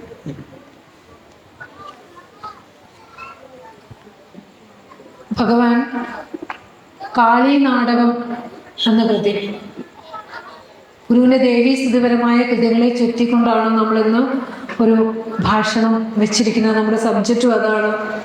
നമുക്കറിയാം, അമ്മ എന്ന സത്യം ഇല്ലായിരുന്നെങ്കിൽ നമ്മൾ ഈ ഭൂമിയിൽ ഉണ്ടാകുമായിരുന്നില്ല അല്ലെ? നമ്മൾ ആദ്യം കണ്ട മുഖം അമ്മയുടേതാണ്, ആദ്യം കഴിച്ച ആഹാരം അമ്മയുടേതാണ്, ആദ്യം കേട്ട പാട്ട് അമ്മയുടേതാണ്. എത്ര പ്രാവശ്യം നമ്മൾ പറയാൻ ശ്രമിച്ചിട്ടാണ് ശരിയായ ഒരു വാക്ക് ഉറച്ചത് നമുക്ക്? എത്ര പ്രാവശ്യം വീണിട്ടാണ് നമ്മളൊന്ന് ശരിക്കും നടക്കാൻ പഠിച്ചത്? ആലോചിച്ച് നോക്കൂ. അതെ, അങ്ങനെയുള്ള അമ്മയെ നോക്കാത്ത മക്കൾ എത്രയുണ്ട്? അമ്മയുടെ സാമീപ്യത്തിനൊന്ന് വന്നിരിക്കുമ്പോൾ അല്ലെ, ശരിക്കും ഞാൻ എൻ്റെ അമ്മയുടെ അടുത്തിരിക്കുന്ന ആ ഒരു സാമീപ്യം ഞാൻ ഓർത്തു പോകുന്നു. വന്നിരിക്കുമ്പോൾ ആദ്യം അമ്മ ചെയ്യുന്നത് എന്താ? കൈയെടുത്ത് വെറുതെ ഒന്ന് തലയിലൂടെ തലോടും. എന്നിട്ടൊരു ചോദ്യമാണ്, ആഹാരം കഴിച്ചു? ആ ചോദ്യത്തിലെല്ലാം അടങ്ങി, ആ സന്നിധിയിൽ വന്നിരിക്കുമ്പോൾ എല്ലാം അടങ്ങി അല്ലേ? അങ്ങനെയുള്ള അമ്മയെ തന്നെയാണ് ഗുരു നമുക്ക് തന്നത്. നമുക്കറിയാം, കുഞ്ഞിക്കുട്ടൻ തമ്പുരാൻ ശ്രീ ശങ്കരാചാര്യയുടെ മാതൃപഞ്ചകം എന്ന കൃതിയെ മലയാളത്തിലേക്ക് തർജ്ജമ ചെയ്തു തന്നിട്ടുണ്ട്. നിൽക്കട്ടെ പേറ്റുനോവിൻ കഥ, മലമതിലൊരു കൊല്ലം കിടക്കും ഓർക്കുമ്പോൾ ഗർഭമാകും വലിയ ചുമടെടുക്കുന്നതിൻ കൂലി പോലും തീർക്കാവതല്ല എത്ര യോഗ്യൻ മകനും അതു നിലയ്ക്കുള്ളൊരമ്മേ തൊഴുന്നേ.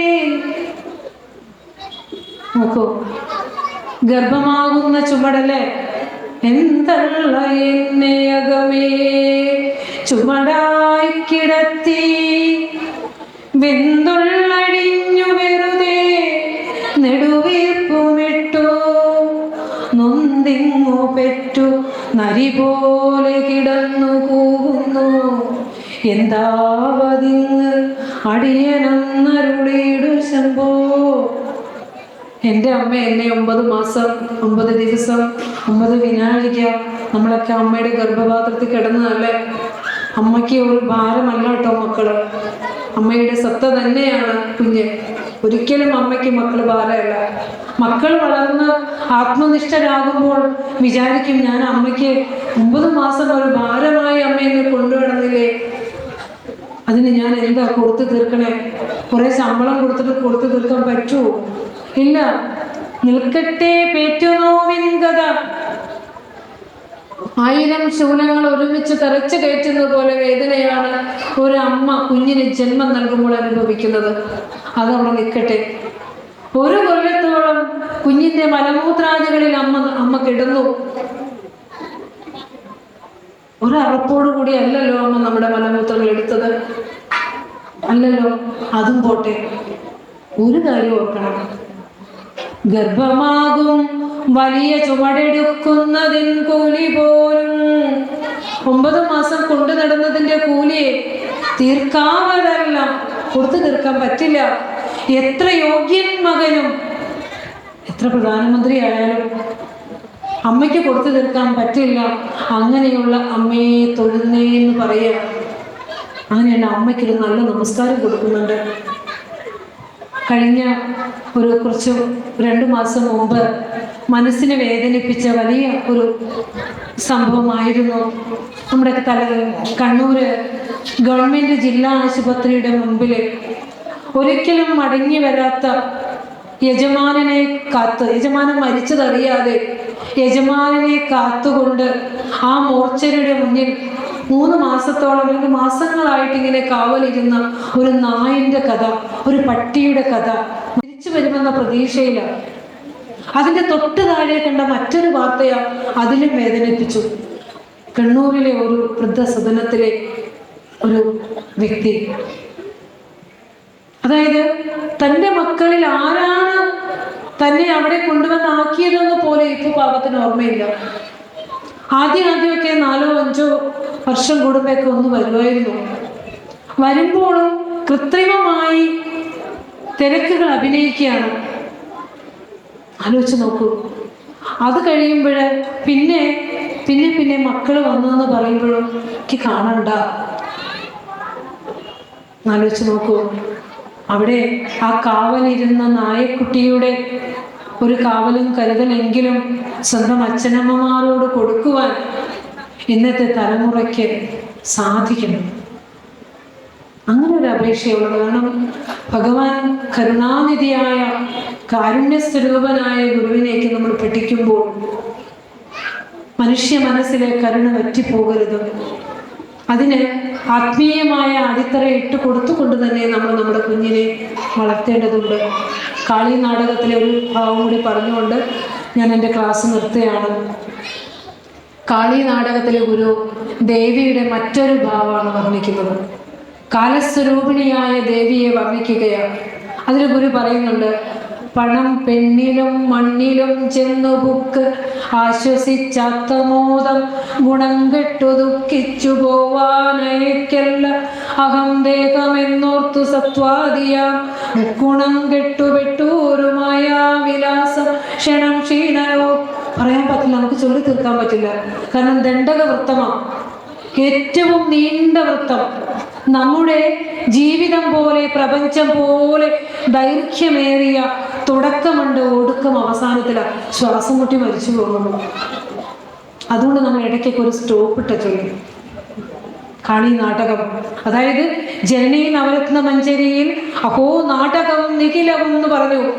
എല്ലാത്തിലും ഇരുന്ന് ആടുന്നത് ഒരു ദേവിയാണ്, ഒരു ചൈതന്യാണെന്ന് പറയുന്നു. അതിൻ്റെ വിഷ്വലൈസേഷനാണ്, അതിൻ്റെ ദൃശ്യാവിഷ്കരണമാണ് കാളി നാടകത്തിൽ പറയുന്നത്. പണം, നമ്മളെയൊക്കെ ഇട്ട് അലട്ടുന്ന 3 കാര്യം: പണം, പെണ്ണ്, മണ്ണ്, അല്ലേ? ഇത് മനുഷ്യ മനസ്സുകളെ എന്നും കൊണ്ടുപോയി ദുഃഖത്തിലാഴ്ത്തുന്നതാണ്. അതിലൊക്കെ കൊണ്ടുപോയിട്ട് വലച്ച്, അല്ലെ, ഗുണം കെട്ട് ദുഃഖിച്ചു പോകാനയക്കല്ല. എന്നെ കേവലം പണത്തിനും പെണ്ണിനും മനസ്സിനും ഇതിനും ഭൂമിക്കും ഒക്കെ വേണ്ടിയിട്ട് എന്നെ ഇങ്ങനെ ജീവിപ്പിച്ച് എൻ്റെ ഈ ശ്രേഷ്ഠ ജന്മത്തെ പാഴാക്കല്ലേ. ഗുണം കെട്ട് ദുഃഖിച്ചു പോകാനയക്കല്ല അഹം ദേഹമെന്നോർത്ത് സത്വാദിയാ മുക്കുണം കെട്ടു പെട്ടോരു മായാവിലാസം. ഇതൊക്കെ എന്തുകൊണ്ടാണ് നമ്മൾ പണത്തിലും പെണ്ണിലും മണ്ണിലും ഒക്കെ ഭ്രമിച്ചു പോകുന്നത്? എൻ്റെ ശരീരത്തെ സ്നേഹിക്കുന്നത് കൊണ്ടാണ്. ഈ ശരീരത്തിന് വേണ്ടിയാണ് നമ്മൾ അതിനെയൊക്കെ ആഗ്രഹിക്കുന്നത്, അല്ലെ?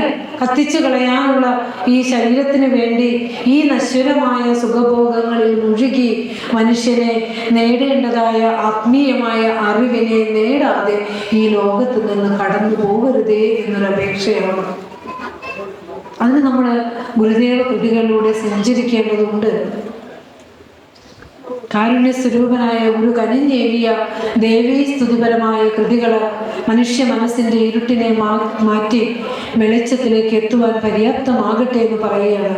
അതായത് നമ്മൾ പറഞ്ഞു പോകുമ്പോൾ ആദ്യം തന്നെ ഗുരു നമോ നാദബിന്ദുവാത്മിക എന്ന് പറഞ്ഞാൽ തുടങ്ങണേ. ഒരു നാദം, അതായത് ഒരു ശബ്ദം പൊട്ടി വിരിഞ്ഞ് പ്രപഞ്ചമായി മാറിയിരിക്കുന്നു. ഒരു ബിന്ദു പൊട്ടി വിരിഞ്ഞ് ഇവിടുത്തെ രൂപങ്ങളായി മാറിയിരിക്കുന്നു. അവിടേക്ക് എത്ര വിശദീകരിച്ചാലാ ഈ ഉപനിഷത്ത് സത്യം പറഞ്ഞു തീരില്ല. ഉപനിഷത്ത് ഋഷിയായ ഗുരു തന്നിരിക്കുന്ന ആ താന്ത്രികമായ ഒരു കാഴ്ചപ്പാടിലും കൂടിയാണ് നമുക്ക് കാളി നാടകം തന്നിരിക്കുന്നത്, അല്ലേ? അതുകൊണ്ട് പറയുകയാണ്, നമസ്തേ മഹാഘോര സംസാര വാരാന്നിരിക്കക്കരക്കേറുവാൻ തൃപ്പദത്താരിണ കപ്പലല്ലാതൊരാലംബനം മറ്റെനിക്കൊന്നുമില്ലമ്പ കാരുണ്യരാശേ. ഈ ലോക ജീവിതത്തെ തരണം ചെയ്യുന്നതിന് അമ്മയുടെ പാതാരബിന്ദങ്ങളല്ലാതെ എനിക്ക് മറ്റൊന്നും ആശ്രയമില്ല എന്ന് ആ ജഗദീശ്വരനോട് പ്രാർത്ഥിക്കുകയാണ്. അപ്പോൾ അവിടെയൊക്കെ നമ്മൾ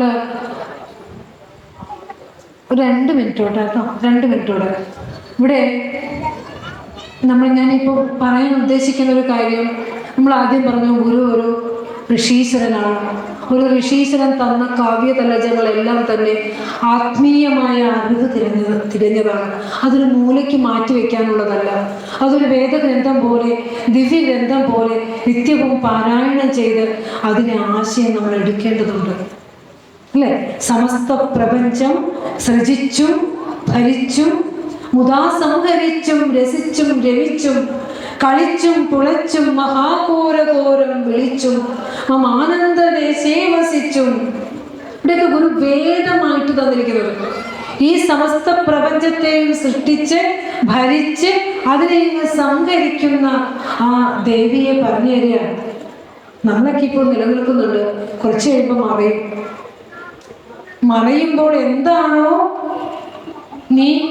നിന്റെ പ്രസന്റ് സ്റ്റേജ് എന്താണോ അതിലേക്ക് നീ മറയും. തിരിച്ചു വരുമ്പോൾ നീ അതിലേക്ക് തന്നെ വരും. അതുകൊണ്ട് മറയുന്നതിന് മുമ്പ് കുറെ സത്യമൊക്കെ അറിഞ്ഞിങ്ങോട്ട് പോകുക. ഇതാണ് ഗുരു പറഞ്ഞത്. ഈ സമസ്ത പ്രപഞ്ചത്തെയും സൃഷ്ടിച്ച് ഭരിച്ചഴിക്കുന്ന ദേവിയെ പറയുക. അത് ഉപനിഷത്താണ്. നൂതമുള്ളിലിരുന്ന നൂലു വലിച്ചു നൂത്തു കളിച്ചതും സാധനം തനതുള്ളിലാക്കി രമിച്ചിടും പടിമായയാ ഭൂതഭൗതികമൊക്കെയും പതിവായെടുത്തു വരിച്ചഴിച്ച് ആദിമുച്ചുടരായി വിളങ്ങും അനന്ത ഷൺമുഖപാകിമാം. അവിടെ സുബ്രഹ്മണ്യനെ സ്തുതിച്ചപ്പോൾ ഈ ദേവി തത്വം അവിടെ കൊടുത്തു. ഭഗവാനെ ഭൂതഭൗതികമൊക്കെ ഭരിച്ച് അഴിച്ചെടുക്കുന്ന സുബ്രഹ്മണ്യ ഭഗവാനെ നീ പരമാത്മാവ. അവിടെ ഒരു 8 തൻ്റെ ഉള്ളിൽ നിന്ന് നൂലെടുത്തിട്ട് ലൂതമെന്ത 8 എന്നിട്ട് വല സൃഷ്ടിച്ച് ആ വലയിലൂടെ നടന്ന് ഇരപിടിച്ച് ആ വലയെ തന്നിലേക്ക് തന്നെ ഉപസംഹരിക്കുന്നത് പോലെ ദേവി നീ ഈ പ്രപഞ്ചത്തെ സൃഷ്ടിച്ച് ഭരിച്ച് നിന്നിലേക്ക് എടുക്കുന്നു എന്ന് പറയാം. ഉപനിഷത്താണ്. പൂർണ്ണനാഭി ദൃഷ്ടാന്തമാണ് ഗുരു പറഞ്ഞു തന്നത്.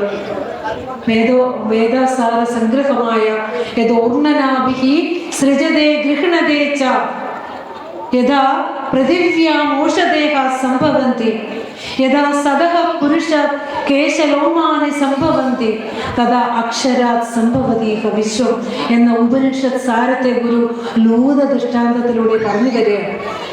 ഷൺമുഖ സ്തോത്രത്തിലൂടെ. അതിനകത്ത് അവിടെ പറയുന്നുണ്ട്, 8 വല നെയ്യുന്നത് പോലെ ജഗദീശ്വര ചൈതന്യത്തിൽ നിന്ന് ഈ പ്രപഞ്ചത്തെ ഉണ്ടാക്കി നിലനിർത്തി ഫനിലേക്ക് സംഹരിക്കുന്നു എന്ന് പറയാം. അപ്പൊ ശിഷ്യൻ ചോദിക്കുക, 8 വലയെ സൃഷ്ടിച്ച് അതിൽ നിന്ന് ഇരയെടുക്കുന്നത് സ്വാർത്ഥതയ്ക്ക് വേണ്ടിയല്ലേ? ജഗദീശ്വരൻ അങ്ങനെ ഒരു സ്വാർത്ഥതയുണ്ടോ എന്ന് ചോദിച്ചപ്പോൾ പറയാം, യഥാ പൃഥിവ്യാമോഷദേഹ സംഭവന്തി. ഭൂമിയിൽ നിന്ന് സസ്യലതാദികൾ എങ്ങനെയാണോ ഉണ്ടാകുന്നത് അതുപോലെയാണ് സൃഷ്ടി നടത്തിയത്. അപ്പൊ പറയാ, ഭൂമി ജഡമല്ലേ? ശരിക്കും ശുദ്ധ ജഡമാ ഭൂമി, ചൈതന്യം മങ്ങി കിടക്കുക. നമ്മുടെ മനസ്സ് പോലെ തെളിഞ്ഞതല്ലോ ഭൂമി. അപ്പോൾ അതിൽ നിന്ന് സൃഷ്ടി നടന്നെന്ന് പറഞ്ഞപ്പോൾ സംശയം വന്നു ഗുരു. പിന്നെ ഗുരു പറഞ്ഞു കൊടുക്കുക, ഉപനിഷത്ത് ഋഷി പറയാ, യഥാ സതഹ പുരുഷ കേശലോമാനി സംഭവന്തി. ജീവിച്ചിരിക്കുന്ന ഒരു മനുഷ്യനിൽ നിന്ന് മുടിയും രോമങ്ങളൊക്കെ വരണില്ലേ, അത് ജഡമല്ലേ, മനുഷ്യൻ സത്തല്ല. അങ്ങനെ നിരവധിയായ ഉദാഹരണങ്ങളിലൂടെ സൃഷ്ടി പ്രക്രിയയെ പറഞ്ഞു കൊടുക്കുകയാണ് ഗുരുദേവൻ. എന്തായാലും കുറച്ച് താന്ത്രികവും ഒത്തിരി ഏറെ ഉപനിഷത്ത് ദർശനവും കുറച്ചേറെ ആഴത്തിലുള്ളതാണ് ഗുരുദേവ കൃതികൾ. കേട്ട് കേട്ട് കേട്ട് വരുമ്പോൾ കലക്ക വെള്ളത്തിലേക്ക് തെളിവെള്ളം ഒഴിച്ചൊഴിച്ച് കൊടുക്കുമ്പോൾ മനസ്സ് ശുദ്ധമാകും. എന്തായാലും ഇത്രയും സമയം ഇവിടെ ഇരുന്ന് ഇത് ശ്രവിച്ച സജ്ജനങ്ങൾക്ക് ഏവർക്കും ഭഗവാന്റെ കടാക്ഷമുണ്ടാകട്ടെ എന്ന് പ്രാർത്ഥിക്കുന്നു. അതുപോലെ എന്നെ ഈ സത്സംഗത്തിലേക്ക് ക്ഷണിച്ച ശാഖായോഗത്തിൻ്റെ ഭാരവാഹികൾക്കും ഞാനിന്ന് ഈ വേദിയിൽ നിൽക്കുന്നതിന് നിമിത്തമായ എൻ്റെ ആത്മ സഹോദരൻ രാജീവ്ജിക്കും കുടുംബത്തിനും എല്ലാം ഗുരുദേവ നാമധേയത്തിന് നന്ദി പറഞ്ഞുകൊണ്ട് ഈ വാക്കുകൾ ഗുരുവിൽ സമർപ്പിക്കുന്നു.